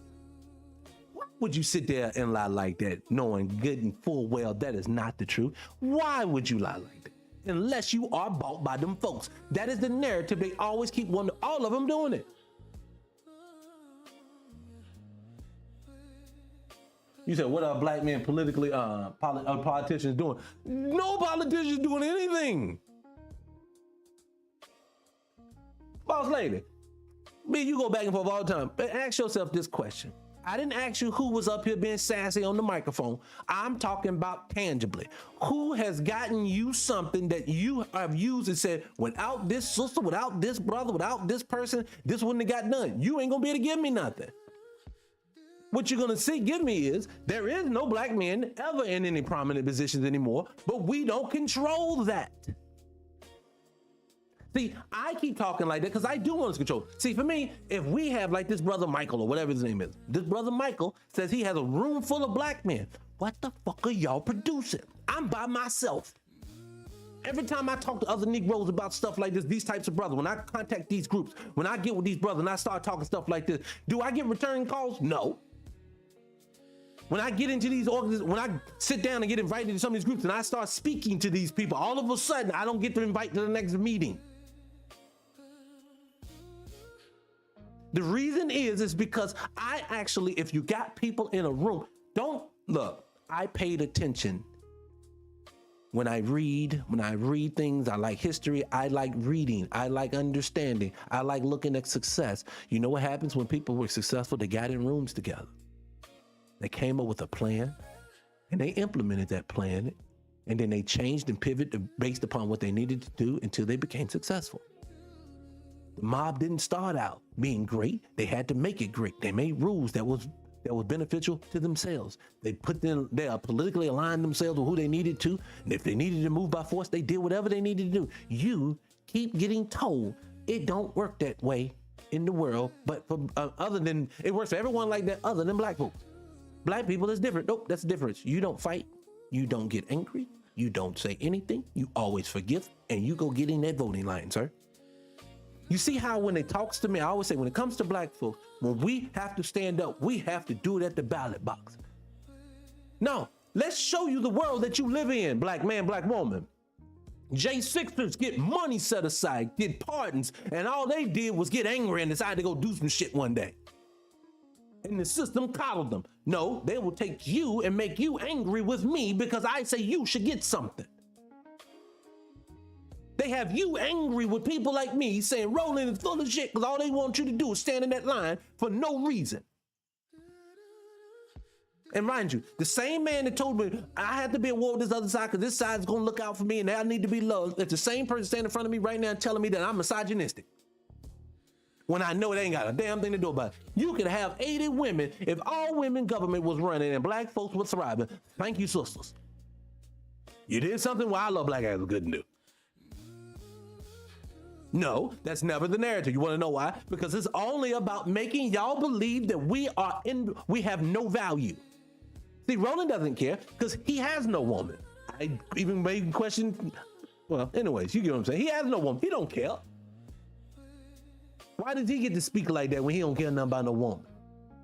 Why does Funky Dineva get to call us all cancer when he don't care nothing about no woman? You notice all the people telling you not to give a damn about us is the people who don't want you anyway? I'm honestly, 2026, it's like no year I've ever seen before, and I'm gonna get back on topic in a second, but I need to say this. 2026, I heart you. All right, you back. 2026 has been like a year I've never seen before. I've never seen black men and black women look at each other with so low amount of value. I'm starting to get conditioned, even myself, that unless you're servicing me in some way, then you have no value. When the fuck did we get there? What am I saying? Hold on. When did we get there? When did we get to a point to where the person that you with did not, when I look at a woman, if I'm with you, it is not about where you work at. It's not about the amount of money you bring in. It's not about, honestly, even how you look. Once you get there with me, I see you I don't even see you with my eyes anymore. But what we have gotten to now is that, how are you servicing me? If you're not serving me, I don't really need to be in this. I need to go off and be by myself. What is wrong with you people? The divide is horrible. I'm tired of it. I'm tired of watching black folks sit back and listen to this shit. Because mind you, I get it. He's invoking your emotions. That's why I get so hostile on him some days. I don't talk like this in my normal life. Most of the time I'm quiet. I'm amping it up solely because we need to feel the passion of what's going on. These people don't give a fuck. I get so sick and tired. I don't have a problem at all. And any other culture people getting in my comment section, I have energy all day for you. I do. You want to go low, bitch, I'm going to get on the ground. I have no problem doing it. I let G-check people all day long. I have time. I am disheartened with my own culture when I make a simplistic statement that should not be challenged by somebody in my own fucking culture, and it does. Because you have been conditioned to see it in a negative manner. Is there misogyny as well? I believe so. You see it all the time. For them, black men are not in a position to be as a mass amount of numbers to be misogynistic. Are you talking about we may feel some type of way at home because we can't make a living and our woman is? Yes, bitch, that's the point. It's supposed to diminish my self-esteem and it's supposed to make you see me with no value. And it's working once you see me with no value and I have low self-esteem. See, no, the picture they paint is black men just want to sit back and do nothing and let their women lead. Don't you see how lazy and they're not valuable? This is the problem. Ladies, I want to say this and I'm going to move on, I promise you. Why do you have to ask yourself this question?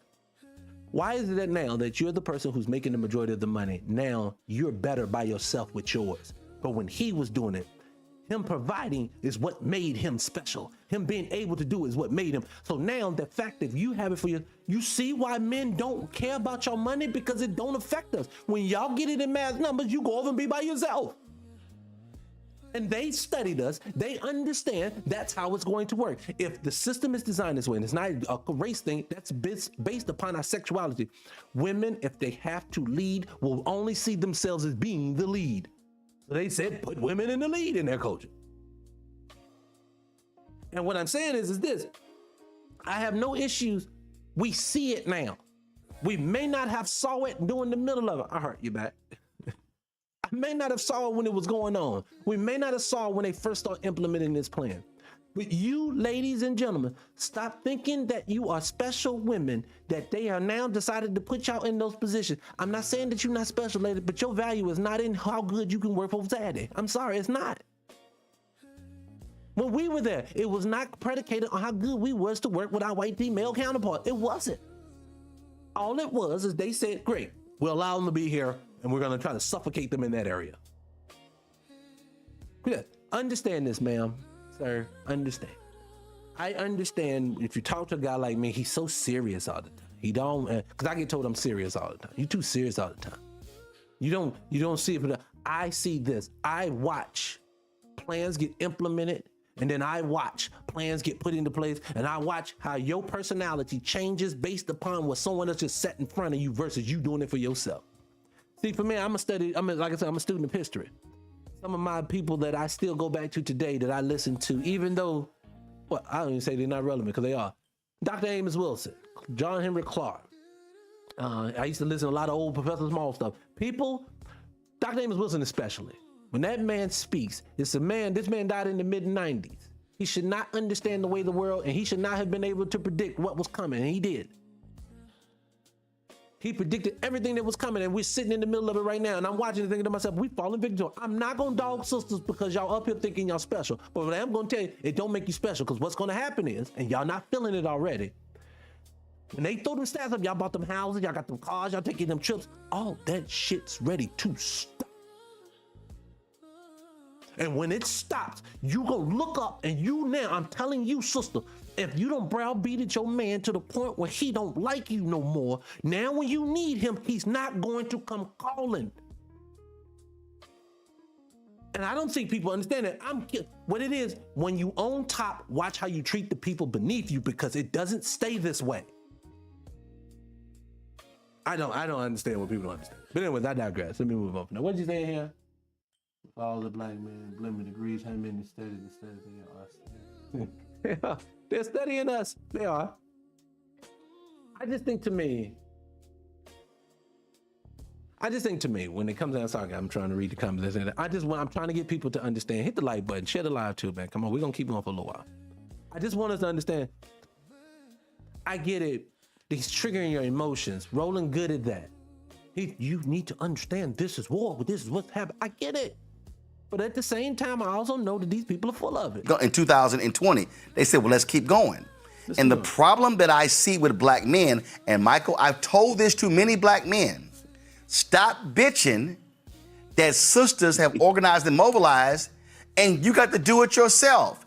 And if we really want to be honest, Michael, and I'm about to step on some serious toes. Here we go. The reason many of these brothers don't want to organize and mobilize, because historically, when it came to organizing and mobilizing, it was the sisters who were doing the planning. Well, maybe he gonna, because I don't see what the fuck he said anything. Listen. So, because he's clapping, so that must mean. I'm just gonna call it what it is. So y'all always is the one who did the organizing. But now we jealous of it. This is called what it is now. All of a sudden we just jealous of it. You just say they always did it. So we should be used to them always doing it. No, this isn't for black men. This isn't to motivate me to get up and want to go organize. This is to talk to women who already are feeling some type of way about black men, to help perpetuate what she's already feeling and to basically solidify it in stone. Yep, I knew these niggas won't shit. Roland's even saying that he's a man. He's not a man.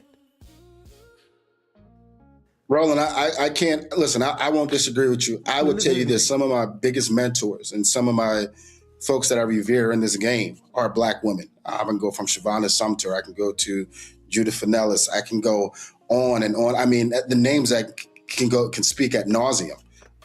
Regina Thomas, my mother, Kelly Ledette. And even you look at the civil rights movement, they were the ones who were really organizing. They were writing the letters. They were, providing a place and, providing a place to stay. They were making the food. They were really, they're the pillars in the black church, right? And so we often, we look at that and we.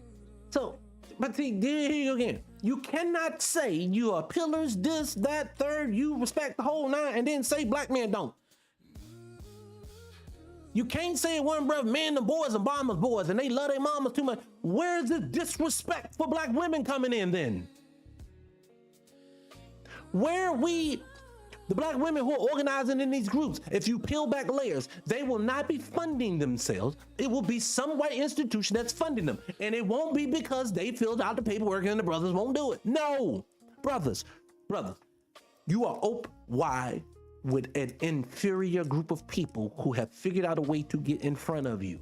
And now you know the people I'm talking about. They are inferior to you physically. They are inferior to you mentally. They are inferior to you emotionally. You wouldn't know how they are more inferior. Even I know it's even more than, we think just financially we are inferior to them. No, what I'm trying to tell you is you are better suited at everything than they are. You want to know why?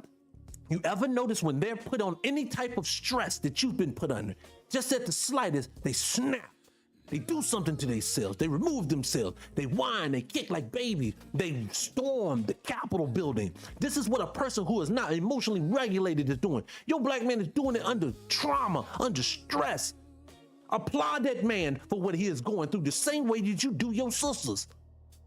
Look, I'm watching this show called The Perfect Match right now.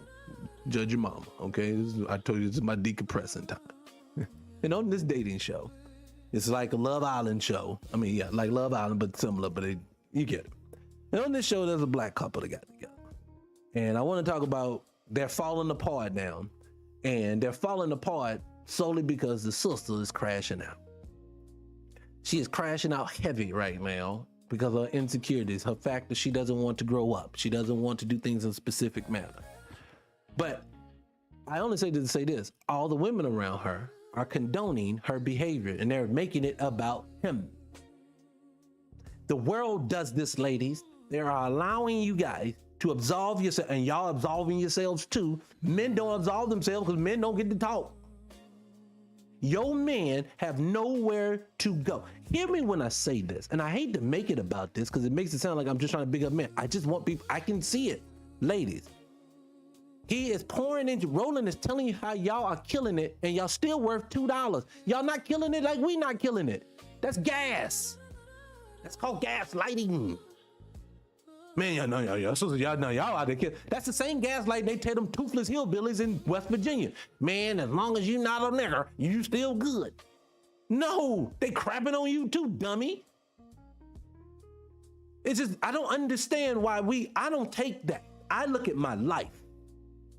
I look at the stress the women that I'm around, that they have to go through. I look at the stress the men have to go through that. And when I'm going to tell you something I truly believe to be true, ladies and gentlemen. Majority of the stigmas and the majority of the things that we're online telling and we don't like about each other, we don't even know people half the time in our own lives to act that way. We have allowed the television, the internet, and social media to dictate what we go through and what we are. I saw this show the other day. White woman came in, same show, perfect match. So the sister was nervous because this white T woman came in. She was nice looking. She came in. And I was watching with some women and they made the statement that, oh God, you know, brothers always leave a sister for a white T woman. And I'm sitting there thinking to myself, you know, I really thought about my personal life. And I thought about people I've always been around because, you know, you go through seasons. You have people who come and go the whole nine. And I run in a black circle. I've always done it and always will do it. And in my life, to be honest, them people don't even come into a play a lot of time. So I don't know this narrative. I've seen brothers where they left their women for white T women. Now, do I see them on TV? Yes. I saw an article one time. I tell women, them tell you how they fool you into believing it's not true. I saw an article one time, and they had the many women of the NFL draft. They were showing the girlfriends of some of the players in the NFL draft. And some of the girls were attractive women. They had like 10 of them. 9 of the 10 women were white T women. One of them was an exotic, right? There was no black women. But out of the top 10, 9 of the 10 men in the top 10, their girlfriend, they were black T. They were black guys. So now, if you see this article, you're gonna say, look at all these brothers with these white T women. But what they didn't show you is, in that draft, 92% of the black guys in that league that had girlfriends going in was dating other black women. They just chose not to highlight them. So now we have a stigma now, ladies and gentlemen, that we like these women because they took the 9 of them that had them. See, I don't think people understand. Everything is to confuse you and to make it seem what it ain't. Brothers, you knew in that election you did not vote for Kamala Harris, not because she was a freaking woman, but because she had word salad. She was incoherent. She didn't speak well. And you said, I'm not voting for neither one of these mother... You know what's so bad? Black men are getting blamed for Trump being in office, and most of them didn't vote for him. But they said, instead of just addressing the fact that you didn't talk to your base, Democrats, you have to talk to your base to make them energized. You didn't want to talk to black men, so they didn't show up. So instead of owning your mistakes, owning what you did wrong, you passed the buck on and made up a narrative. Well, you know, a non-vote for the Democrats, a vote for Trump. Shut your ass up. That's not how the process works. Let me move on with this. Let me move on to the other story, because the main story was in the other topic. I just wanted to play this about that that nigga. Woo. Excuse me. Hit the like button, people. Come on, we ain't finished. We got a little ways to go. I'm gonna go back to this video. Go back to this nigga. Gotta get the commercial out of the way first. Hold on. What you got over here? It is a tool of division. It Committed to. Here we go. What does that mean? Here we go.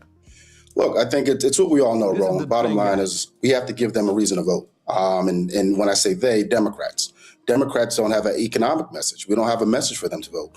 And the reality is 18 to 45, some of the messages that... Ho. I'm going to back it up, guy. I got to address Boss Lady when she said this. You said Kamala spoke quite well. However, the message was not... Baby girl, let me go and say this to you. I'm gonna tell you like this, and this is not me picking. And I say this around, it could have been a white T woman, it could have been a blue man. I don't care. I've watched a lot of politicians in my life. And mind you, we've known a bunch of black women politicians. They may not run for president like that, but we've known plenty of black. Stacey Abrams, I'm not going to say this about her. I'm not going to say this about Keisha Lance Bottom. I'm not going to say, who else have we seen? I'm not going to say this about Marilyn Mosby up there. I'm not going to say this about none of these black women who had some type of political office. Those women, when they spoke, they made sense. When Kamala Harris got on that tour, and she was out here running president, she did not make sense. It was not coherent. It was a script that she was told to do regardless of what question was asked to her. So sometimes it came off with no comprehension. It's just, that's the way I see it. What do you think here? The black women understood the assignments of the thing. Look, ma'am, welcome. Come on in. This is L. Dot. Appreciate you for being here. What assignment did the black women understand? What am I missing that black men didn't get? I would love to know. I understand. You said I'm uneducated. So again, anybody who watches my show, Miss Wright, I know you in here, Boss Lady, you may catch this. I wish Smiley was in here, but y'all know this. When my regulars in here, generally when people have something to say to me, they just get into name calling without context. So I'm gonna ask you for context.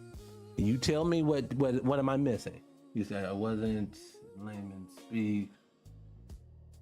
Well, so what you're saying is that, so you said she was speaking in policy. Okay, so now here's another disrespectful comment to me, basically saying that my level of understanding of policy was incoherent, so it sounded like word salad when she was speaking. So just say you're correct. I'll go with your narrative. I'm just too dumb and don't understand what I'm listening to.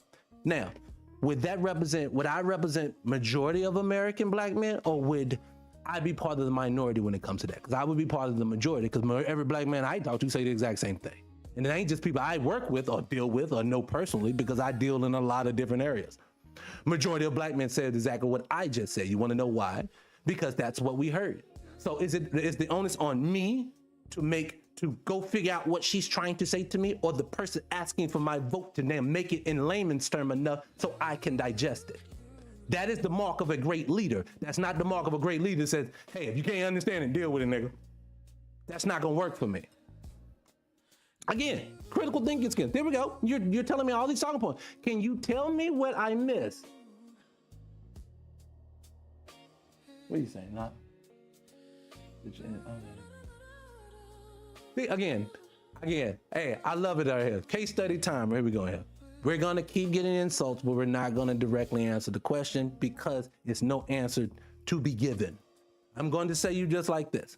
You can call me MAGA, you can call me slow, and I'll keep out here defending your black ass trying to get you something while you giving away our vote and our power every year. We'll agree to disagree when it comes to that. What did I didn't learn from Trump's first that I didn't get from Biden's first one? We lost under both. We lost under Obama. We lost under Bush. We lost under the Clintons. We lost under the Reagans. We lost under the other Bushes. We lost under the Carters. We lost under the Kennedys. Motherfucker, when did we ever win under any of these people?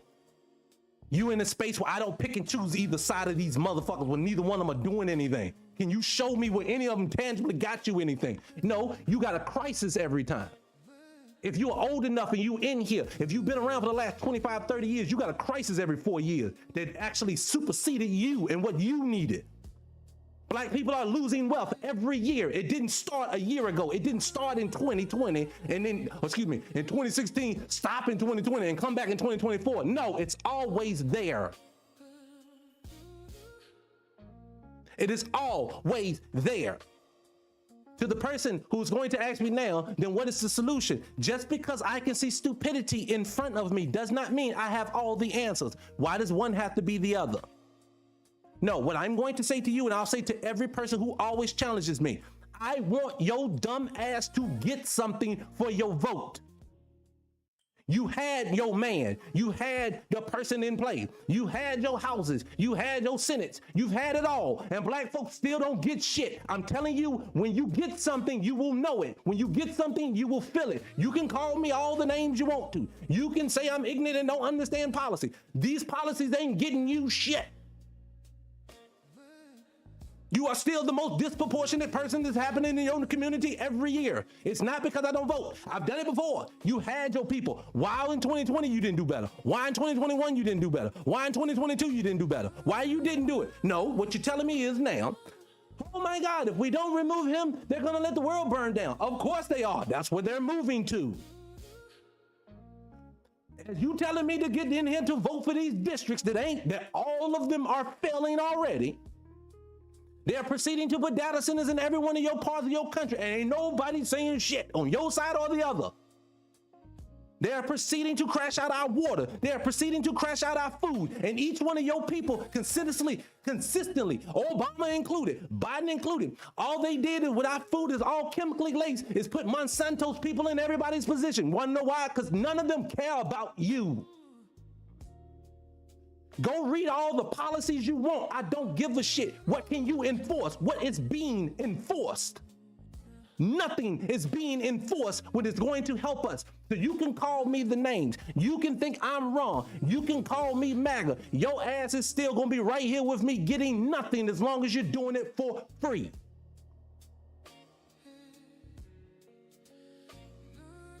It's all right, Ms. Wright. It's cool. I'm with you. You got the people always jumping into these mentions talking about, oh my God, these people are ignorant, they magnet. I don't care about these names. Black folks need stuff. Black folks need help. They need protection. I don't need Roland Martin telling me I need to go to war with the Republicans. And then when I turn around and ask them, what am I going to get when we do vote for them? And you say, shut up, leave me alone. You don't know what you talk about. Understand policy. No, that sounds like a deflection. Person who said Kamala Harris was speaking policy. What policy did the bitch say she was going to do for Black America? Nothing. I was on the website. I saw her plans. Her plans was to send DL out here to talk to other niggas about y'all reproductive systems. That was what we were supposed to be talking about. Did y'all forget?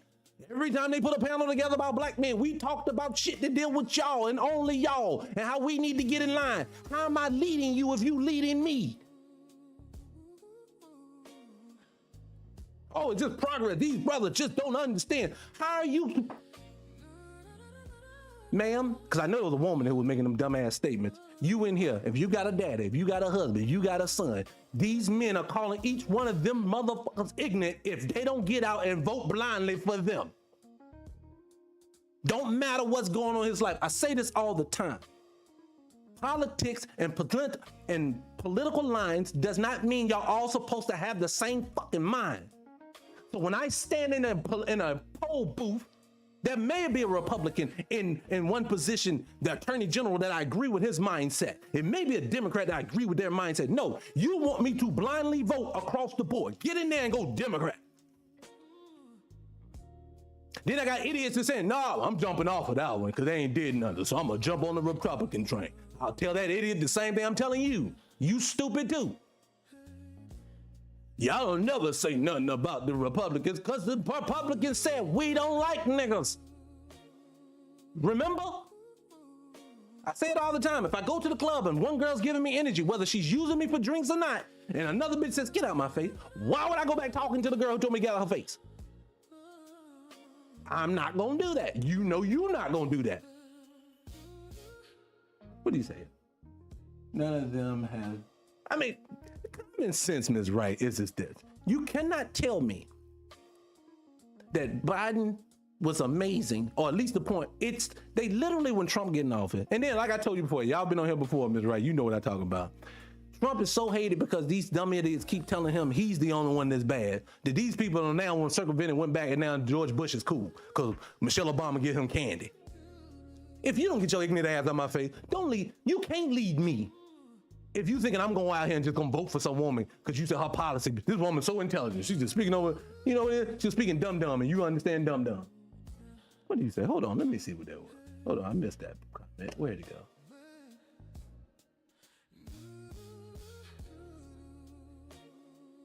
Oh yeah, I remember. Oh yeah, Kamala did. She had a nerve going to try to give the Freedman Bank our money to some immigrants. Woo. I saw that. I saw that too. But remember, Ms. Wright, the girl said, I don't understand policy. So it's just my fault. I'm too stupid to understand it. And see, better than the guy in the office. Let me run you down, boss lady. Let me tell you. I want to hip you to something because I don't know how old you are. Now you know you've been on the page forever. So you know I know you, girl. Now I'm gonna hip you to something, okay? I want you to use your common sense. I'm gonna just speak to you one time. If you don't get it, you don't get it.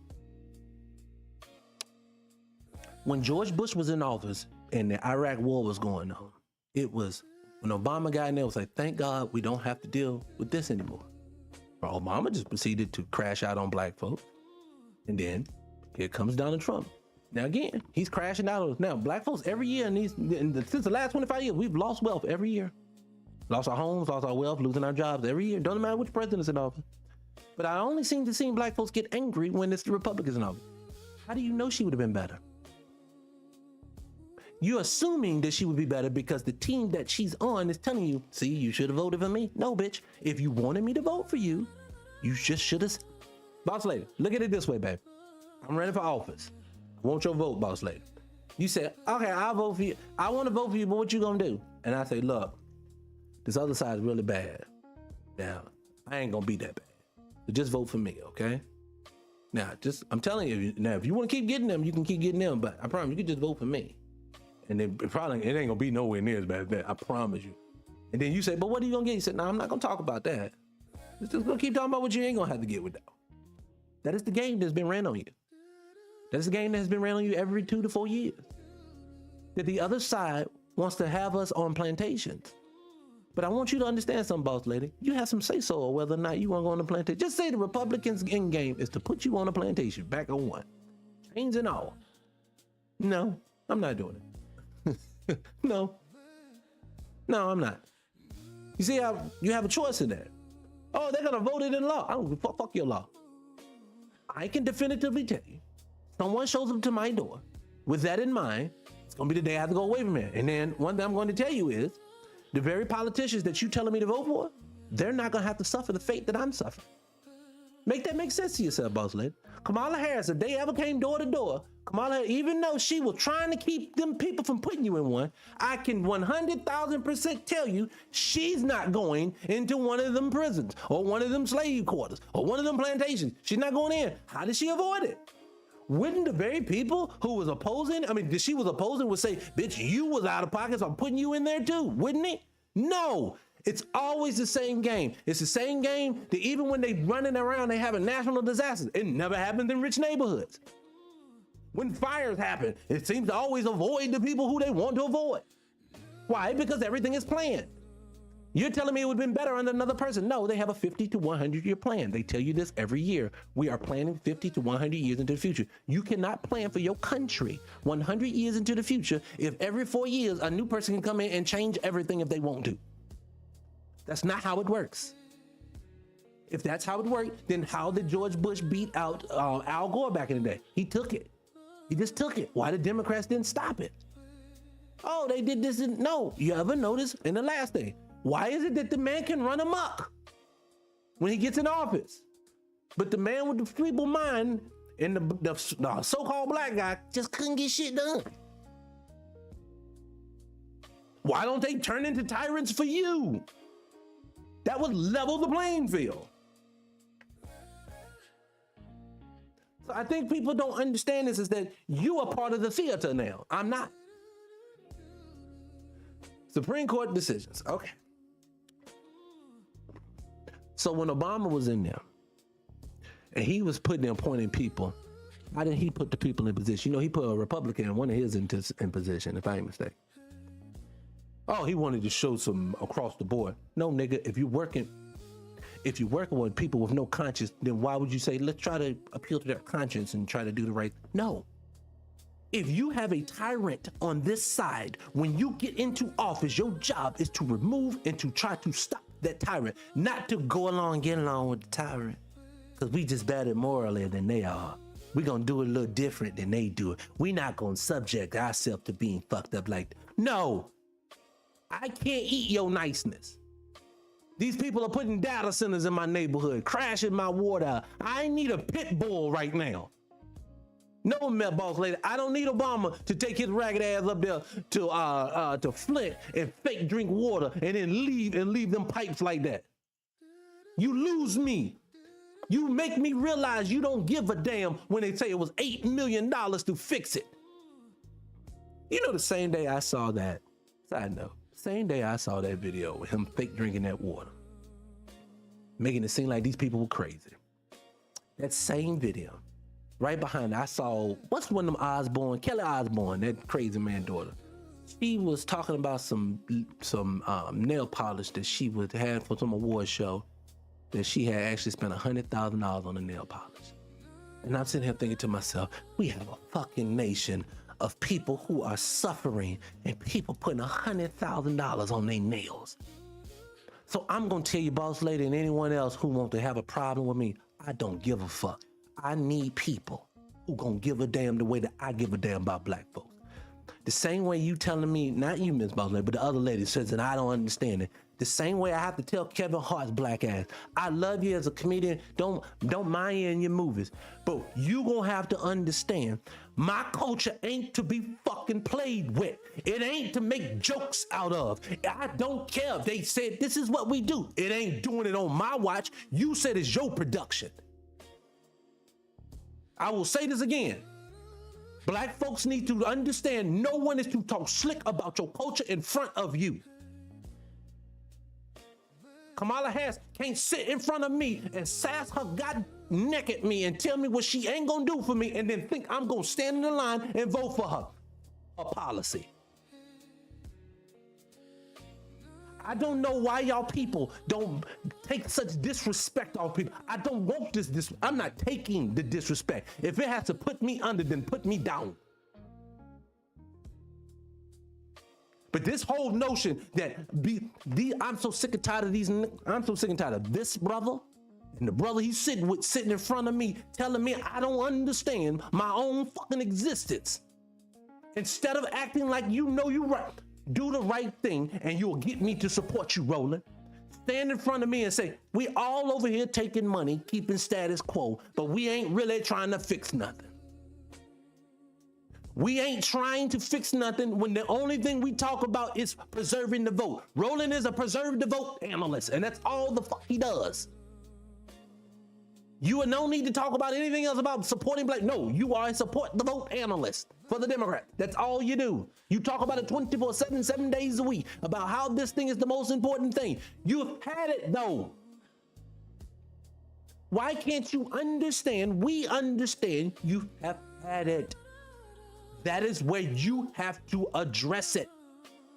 And here we go, Michael Bland. Michael Bland, brother, I just would say to you, I've been on your website, brother. Brother, I have been on your website. Get a tangible goal if you're going to congregate and congregate with a bunch of black men. Have a tangible, useful goal. Stop being a tool for a party who you said, Roland said out of his own mouth. You need 214 Negroes to be in a position for you to be able to get reparations, and you don't have that, and you ain't getting it. So don't talk to me about your party, about how these some good white tea people, if they won't vote for what I need. I don't need to be a part of any of that. Black folks have ways that we can make money. A classic example, and I'll move on from it. You cannot tell me black people built the Black Wall Streets and the Durham, North Carolinas and the Wilmingtons and the Rosewoods, and we built the Tuscaloosa's before these white people got here, and we had the Norman Bakers and we had the Chicago's, aka Chicago's. We have all of this amazing architecture. People have writings. Remember, the Constitution is basically no more than the Iroquois Constitution that they rewrote to make it fit them. Negroes have always been amazing people. Black Americans have always been the rule and the culture. These people have been told you was not, but you are. You are the culture now, you were the culture then. Black men, stop allowing black men with pink blazers on and muumuus that Roland wear tell you that you're just too ignorant to understand for yourself. So all you need to do is go listen to your woman and see what she tells you to do, and whatever she tells you to do, you do, and that's going to be successful for you. But if you think for yourself, then you ain't shit. That if you don't come out here and vote for this, because this is just obviously the clear response. No, the clear response is to get something. That's the clear response. I am so sick and tired of watching black people stand in front of us And just because they can articulate their dumb shit, we start believing it. Let's make it very simplistic. Voting works like this. I say it all the time. Hit the like button too. Voting works this way. Hi, my name is Michael Bland. I want to be your congressman. Hi, Michael Bland. When you get into office, what are you standing for? What is your thing? What do you want to do? What did you find important? Because remember, there's a myriad of different things that's going on in the world. What they do with black folks is they get okey doke. Remember, whatever the agenda is for Stacey Abrams, it's the same agenda it is for Keisha Lance Bottom. It's the same one for Cory Booker. It's the same one for this person. You wanna know why? They all say the same fucking thing. If you go on their social media, they all get their talking points. They all parroting the same conversation. If we're talking about something that's happened that Trump did, they're all talking about what Trump did. If they're talking about some boy getting choked out on the train, they're all discussing what's getting choked out on the train. Why is it that these politicians do not have their own talking points? Me, I have a different topic every freaking day. And all of them are based around what is happening to our community. We can take it, break it up into chunks, and then attack this thing. But everybody getting together and everybody talking about one thing as y'all collect money for your organizations that never trickles to us. Action Network, none of you people. You people are always doing stuff that ain't nothing about. No one can ever tell you what they tangibly got out of it. I'm so sick and tired of 501c3s. They're just ways for people to funnel fucking money. Listen, black people.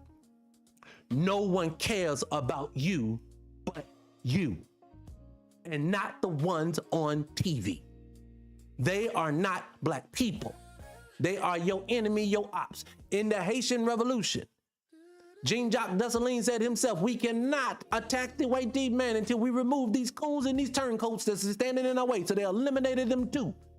They had to go first because these are the snitches. These are the ones that's always going to keep you in your same position. I am not trying to keep you dumb. I am not trying to make you say some dumb shit like these people. I am talking to you normal. I am telling you, ma'am, sir, if you still in here with your ignorant ass, you supposed to get something when you vote other than that funky ass sticker. You can be mad at me because I didn't vote for the fake black woman, but I'm sorry. When that woman speaks to me, when she tells me something that I can give to my children, I can give to my mama, I can give to my spouses, I can give to any of other people. When I can say tangibly that happened, you will get my vote. I'm not opposed to voting. I'm opposed to voting for nothing. So you can come shame me all you want to. It does not work. I am not going to get shamed into my own demise. Well, you're going to make the other guy stay in here. Well, then your party needs to. Your party keeps telling me I'm too ignorant as a black man to understand it, so they have to think for me. That sounds like a parent-child situation. Then why, if we're the parent-child situation and I'm the child in this funk-ass situation, why is it that when you in office and you got everything, I have to look out for this dumb child because he doesn't know any better? No. Then when you get in there and I challenge a person like Roland, what did you file the paperwork? Did they say what the black people needed? Why are you changing that? You told me that I'm a child that don't know no better, that these people are here to love on me, but then also tell me I have to now grow up. It sounds like a bunch of fucking excuses. Who sounds like they're giving excuses, ma'am, dum-dum, who's in here? Who's making excuses? Am I making excuses? Or they're making excuses? You called me ignorant and left. Oh, this is your ignorance. You doesn't know what you're talking about. You're just dumb. Again, Miss Wright, I'll tell you all the time because you're always with me, sugar. What I tell you every time. No one challenges it. They always come back with insults and shames. That's all it is. And then when I ask the question, they leave. And the reason why that is because either it's one of three things. It's one, you a bot. Two, you paid for, or three, God help it, I hope it ain't three. You just too dumb to understand what you looking at.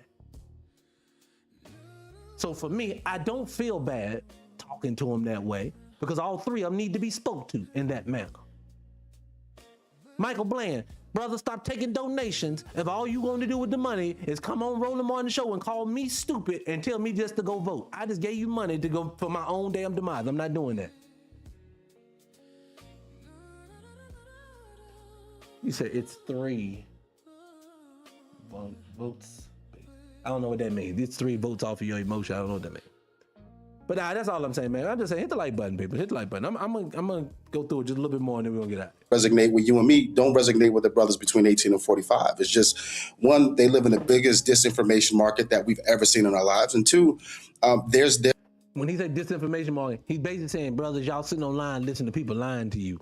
there's a relationship gap with our politicians that it just doesn't exist, and so they don't see the way that government benefits them, the way that this claim that democracy has benefited them. They don't know what democracy is. Oh, I agree. The third is off emotion. You're right. I tell them all this. I'm sorry, Sugar. I was so hyped up. But you're right. The third one is emotion. That's why they always want to give you a crisis. The third one is actually the most popular and the easiest to do. See, and I'm going to get right back to it. But see, people don't understand this is this. They have two ways to get you black folks to vote. There's only two ways to get black people to vote. It's either going to be, tell them what you're going to do for them, and they're going to show. Listen to this dum-dum that was in the comments section. Your politician ever stand in front of a black man and say, black man, all y'all show up. All that's gonna happen is we're gonna get more numbers than we ever got. And you need to put everybody in position that I just tell you right now. Kamala Harris can get on your line. She can get on her Twitter. She can get on her Instagram. She can start a TikTok and say, I know that black folks are my base that's going to get me into office. So let me go ahead and talk directly to y'all real quick. When you get in office, I need you to put this person, this person, this person, this person, this person into office. And at the end of all of that, you will be able to get your reparations. All we need to do is get you to show up. I'm telling you, black man, black woman, black family, if you get this person, this person, this person here, I have no objection. I can't. If they're blocking it, they cannot block it anymore after that. What do you want, Miss Dum Dum that's in the room? Do you ever heard any politician even get close to saying something like that? No. You want to know why?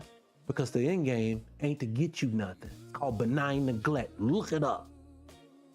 Because the other way that I can get you to the polls is to scare the living shit out of you. I am Nostradamus, people. L. Dot in your person. How y'all doing? I'm a Nostradamus. You want to know how I know it? May the 6th, 2025. I am talking to my sister on a live. I got the video on my page. Go up there. I said it. She says, I don't know how they're going to get any people to vote Democrat. There was so many people didn't show up. I said, yes. They're going to scare the living shit out of us. That's how they're going to get people to show up again.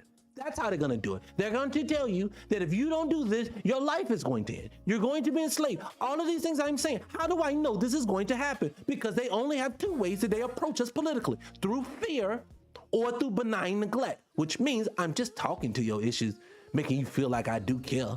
I'm not telling you what I'm going to do. But if you think I care long enough, you going to vote for me. And then I keep pulling them heartstrings. I'll get a good 4-8 years out this shit. And then I move on, make my millions and move on. I ain't got to do a goddamn thing for you moving on. And that's what you get now. So Miss Dum Dum who says I'm the ignorant one. The reason why your stuff falls deaf on ears is because you can't tangibly tell me what you got. Who is who? I don't know who Kazo is. But, let me finish. So, I think there's a lot of work that we have to do, but that comes from the disinvestment that we don't make into institutions that serve us, black men, black women, minority voters, right? There's a late game that we play. And that's where, that's where we can call with our hands, or excuse me, our tail between our legs. So you and I saw you, we were in Montgomery.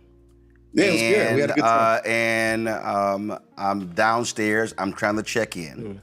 A brother behind the counter, here we go. Black man, Alabama State student, sports marketing major. And one, he had no idea who I was, and that's fine. I never assume anybody know who I am. I always introduce myself. But as we got to talking, he wasn't even aware, not only of the show, he wasn't aware of the march that was happening literally 2 blocks from where he worked. All right, so let's stop there. So we're ready to show you, he's ready to tell you how disengaged black men are from the political process. And I'm going to ask you this question. Can you pay your bills with a march? Has a march ever stopped a police officer from whooping your ass? Have they stopped a social worker from coming to your house? So I don't understand why you keep thinking that this is 1965. The marching they did, listen people, just because we revere our family, our ancestors, our elders, the people who fought for us in those times like the civil rights movement, does not mean that everything they did correctly. Martin Luther King said himself, I fear that I have integrated my family into a burning house. Why? Because he started to recognize these folks you can't do anything with. They're diabolical. So Roland, I do not understand trying to make me follow the same paths a lot of times as the failed people. Because that's what marching is. It is a failed process. These people do not respect it. We march for Floyd. You can't get the George Floyd Act passed. You march for Mike Brown. The man got the fuck off. You march for Trayvon Martin. The man got the fuck off. You see how this is not moving. You march for Eric Gardner. The fuck got off. You're constantly getting people, nothing works when you get to margin because you ain't affecting them. Obama said the most ignorant one in the world one day that any ounce of respect I had was gone at that point, allegedly. He got on TV doing one of the marches when he was in office. He says, American people, Americans have the right to protest, and I will never ever try to take the right of the American people away. So protesting is American as apple pie, but I'm against violent protesting, and I'm just not for that. Newsflash, you motherfucker. That's the point. You're not supposed to dictate the rules of what we're doing to lash out at you. It doesn't work that way. No, what you're telling me is you want to control my anger. You can't control my anger. My anger is my anger. The way I plan to attack, military strategy, you don't get to tell your opponent, now that's just mean. You can't do that. Nigga, that's not how it works. Look, black man, think for yourself. Ain't nothing wrong with what you saying you need. You don't control none of this. I'm telling you, at this point, you don't need them, we need each other. Let's build together.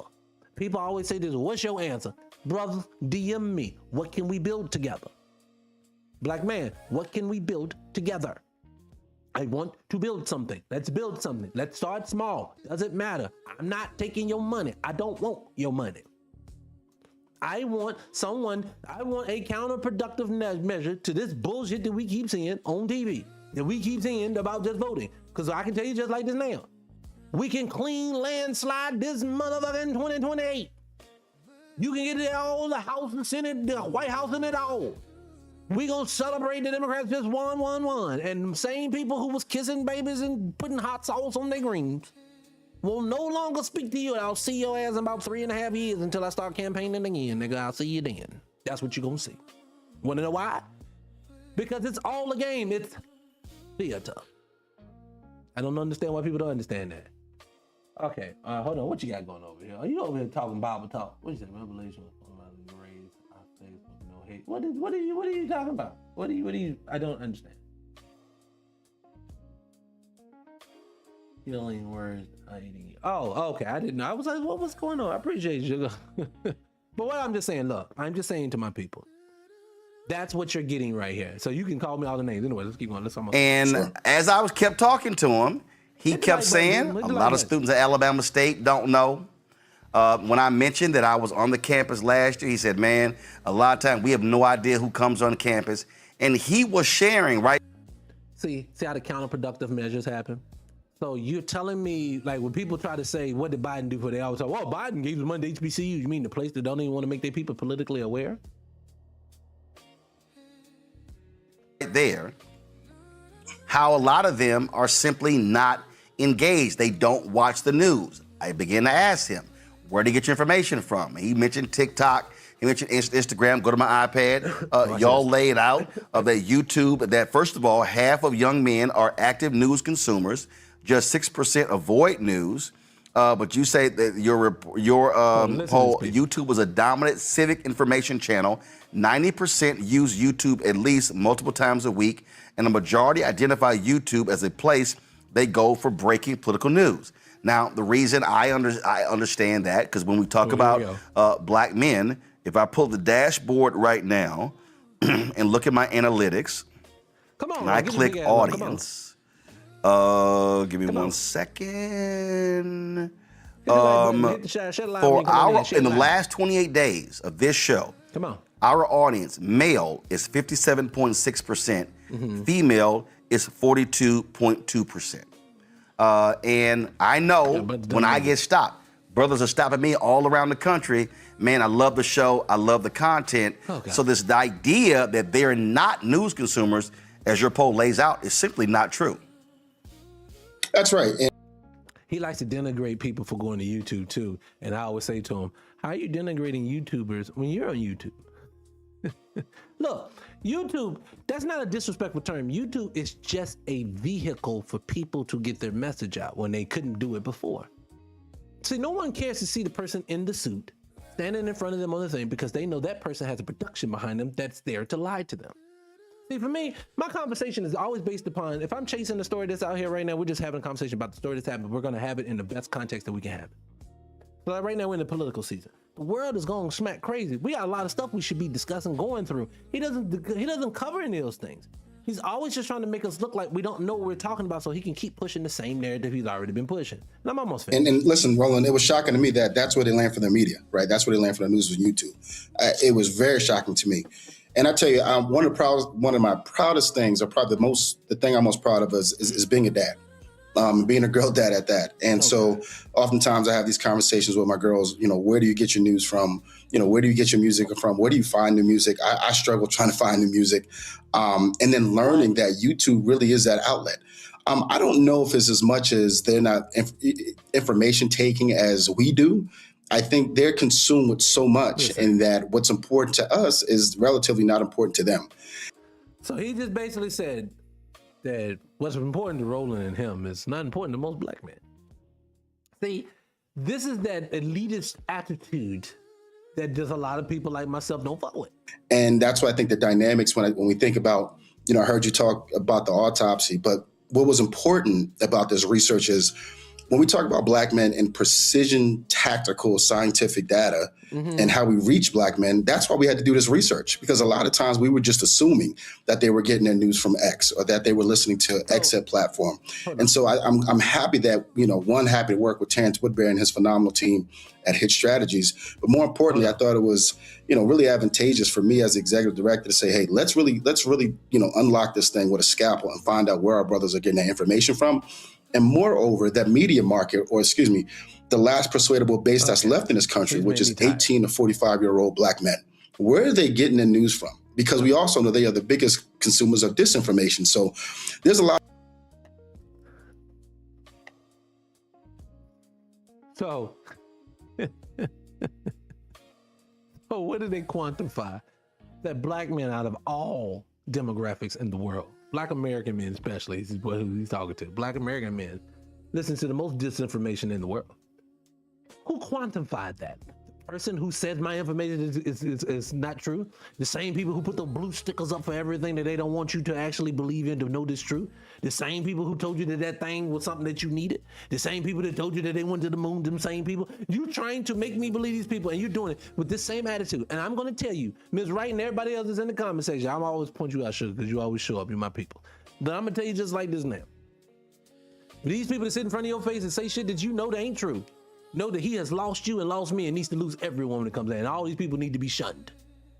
Don't get in front of us and say ignorant shit. You don't have to. There's a difference between agreeing and disagreeing and then people who just flat out lying. You do not know what, when they take they give you these statistics, they're taking micro amounts. So that's like he quizzed 100 black men. And he took those statistics for those 100 black men, and now they're presenting it to you like this is all of black America. Or we're thinking this way as black American men. You can't do that, for one, because you don't know where the fuck you get no men from. You don't know inside those, men can lie inside those things. There's a lot of different elements that come in there. I don't take statistics. I take reality. I take what I see. I take what I have to ingest. I look at the internet. I look at TV. I look at billboards. I look at print ads. I look at everywhere that we go. I have seen the black male be removed, and I see nickels like you trying to make it sound like we just quit. And that is the narrative that you're putting out to the world, that black men don't want it. They women trying to get it. You just jealous and lazy over. The men who put their life on the line, the men who have out here who've got pum by the system, men who have actually had to be exiled, not right along with the women. I'm not disrespecting what I'm saying. That these men, all of a sudden we went from this. Men started the Black Panther Party, all this stuff. And at the same time, we all of a sudden in 1 year, what year was it? 96, 97, 98? We just said, I don't want to do it no more. Let her have it, man. These people ain't never intervened on nothing. They ain't doing nothing. They ain't trying to stop it. We just lazy bums. We just don't want to do it no more. We done. Fuck them bitches. We just done. We don't want these kids. We just done. You see how if I say that like that, you're like, man, it's got to be more context than that. It's got to be more than just that. It can't just be y'all just quit. It got to be more. No, let this nigga tell you. Oh, you just let him tell you. Yeah. Just, they're not educated like we are. They're not as engaged as we are. They like a lot of disinformation, A lot of work we got to do, and there was a lot of work in trying to unlock that. If you're still using chat, sorry, hold on, I'm almost done. Shit. Here we go. Identified 6 segments of black men. And so go to my iPad. Here we go. Base Dems were the largest group, 31%. Matter of fact, I'm done. Millennials and Gen X have. I'm done. I don't want to do it. We're almost at 2 hours. I'm gonna let it go. I'm gonna just right there. So I'm done. I can't deal with rolling no more. So I'm gonna just say this. My whole thing is just like this. And I matter of fact, let's start setting up to get up the show. It's been at we over 2 hours. Oh God, you got me out here talking today. All right, so look, let me just say it this way. I want to view it. I want to talk about this. Let's end it like this. The world is a stage. Everyone that they put in front of you is put there for a reason, and it's not to do you any good. It's always harm. I thought about it. The reason why I pulled this Congressional Black Caucus thing up is the same reason I always talk about all those things. I didn't ask for the Congressional Black Caucus. I don't know one member. I don't have a member in my family that's part of that group. I don't have a member that's a member of some of their family that's in that group. I don't have an NAACP member that's in my family at all. I don't have an Urban League person in my group at all. Never had one in my family at all. I don't know anybody in my area, in my city that I'm from, in the towns that I've been in. None of that. I don't know of any of them that were in there. Don't know one of them. But yet and still, somehow, some way, I have adopted and elected these people to actually speak for me. That is what they're telling me. So when I hear Roland say things like, y'all need to go out and support the Congressional Black Caucus, say sit, or they were willing to do sit. I didn't ask them to speak for me. You didn't ask for them to speak for you. Being that no one asked for these people to speak, they can't speak for you. Roland can't speak for me. I say this all the time. It's a very simplistic process to this whole thing if you want to get black men to vote. Roland Martin, Michael Bland, Congressional Black Caucus, or any of you in between. If black men said we wanted zebras, bitch, stop telling us we wrong for wanting zebras. You need to figure out how to get a budget to get us zebras if you want us to vote. That's just where we at. You want me to care about what you think I should care about. I could care less what you care about. I could care less about what you want. Roland, I saw a video of you the other day in a moo out here dancing on your porch. I don't want to do none of that with you. I don't want to be around you doing none of that. I don't want that for me. You can't speak for me. We ain't the same type. With fucking Dineva, you out here telling black men what they ain't do. Black men like myself don't deal with you. You don't know my culture. You don't give a shit about women in that way. You don't need to speak to us in that manner when it comes to how we treat our women. That's not about you. You ain't in that. So you don't get no say-so. The same way I don't get to say so of no East Indian family, the same way I don't get to say so of no white people family. That's their business. My family is being tortured and excuse me, TikTok friendly. I love TikTok shop. You gotta say that too, they like that. Love TikTok shop. But I tell people all the time when it comes to our culture, we have to get to a point where I do not care what the open enemy has said or thinks of me. Now, I will play the game that I need to play. If I need to go get a job, if I need to go do whatever I need to do, that's fine. I'm not here to be violent, I'm not here to be rude, but I am not going to sit here and lie to uphold a system that is already hurting me every time that I lie to support it. So every time I hear Kenya Martin, it's tied into our entire show. So every time I hear the people on Gil's Arenas, the Kenya Martin, the Brandon, whatever his name is, even down to McCann, I know Gilbert Arenas name one. When y'all tell us that we all don't know how to play the game, playing the game means keeping status quo. Status quo means that you have to still eat your manhood at every fucking turn when it comes to these people. Don't you want to stop?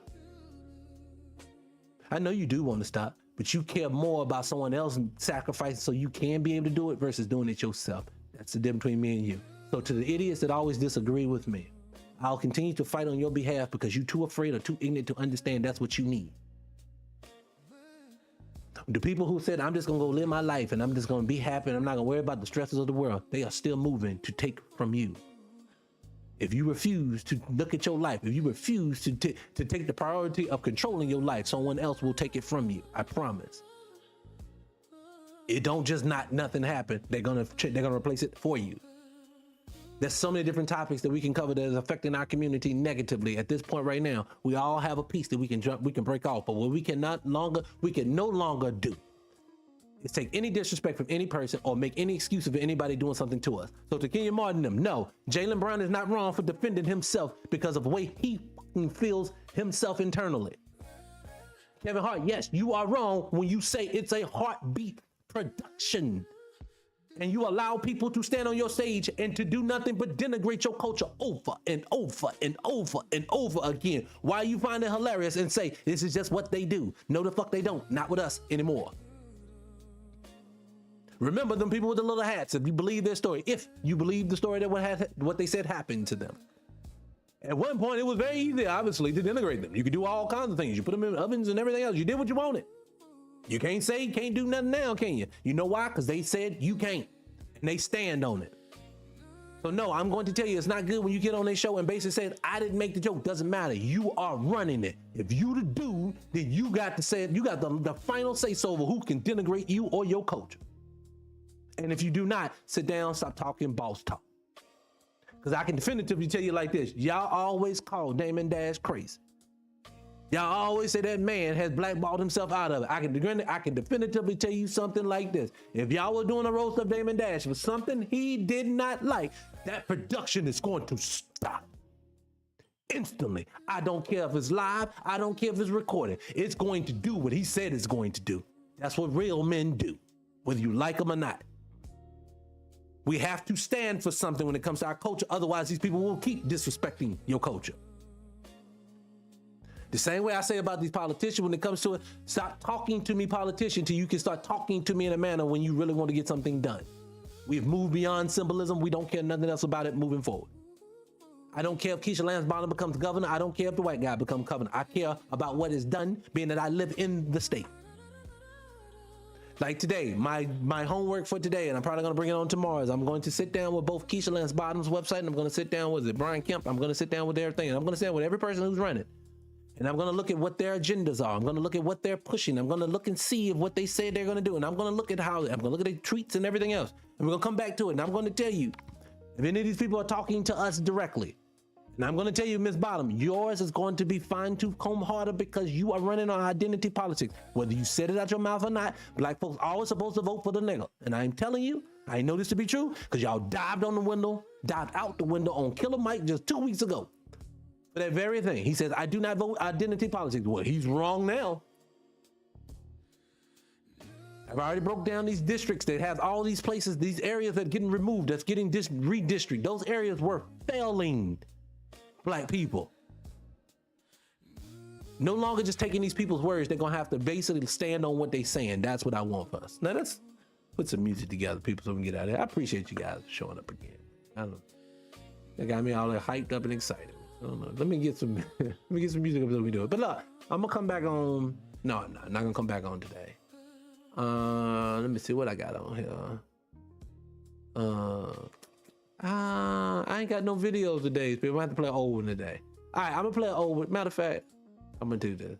I'm gonna take the old one because I love black people, and I'm gonna play this one right here. It's about black people. I'm gonna play this video on the way out. Remember, hit the like button, hit the share button, definitely hit the follow button, Get a brother over the hump so we can start pushing this thing a little bit harder. Again, for black men who are listening to this, brothers, definitely DM, let's build something together. I want to build something. Black women, definitely do the same thing as well. I am a black family advocate. Let's build something as a unit, not a cult, not a church. Let's build something we can all eat off of. That's what I want to do. But I'll talk more about it another time. Until then, let me get everything queued up. Until then, again, I appreciate you guys. And I'll catch you on the next one, right? Be y'all excited about that? If you haven't followed the page, hit the page, follow the page, and I'll be back on tomorrow, probably around noon, 2 o'clock. All right? See you guys on the next one. Peace. Church fans swinging testimonies in the rows. Uncle at the grill, secret in the smoke. Turn the scrap to a feast, that's the way we go. Turn pain into pain on the south side wall. Turn scraps into style, watch the world copy y'all. We the slang, we the step, we the soul in the talk. Whole globe on the move, how we walk. From the Geechee tie to the river red clay, we the one turn a hard time into a holiday. Take change, make change, now they hang on our neck. Took the weight of this place, turned it into respect. We the heartbeat of the world, can you feel that? Every rhythm, every move, yeah, we built it. From the field to the stage, we survive, we amazed. Foundational, generational, we the base. We the heartbeat of the world, say it out loud. Every color in the culture came from this ground. From the pain to the grave, from the root to the ground. Foundational, generational, hold it down, hold it down. Banjo drum hum of a midnight train. Out there came blues, gospel soul in the rain. Out there came swing, then the groove, then the break. Now the whole earth rocking to the sound we made. Granddaddy car with the chrome so clean. Sunday drive, whole fam in a sunbeam. We flip struggle to a strut, turn sorrow to a song. You feel stronger just by singing along. From the city, marches, fists in the air to the fresh fade line in your nephew.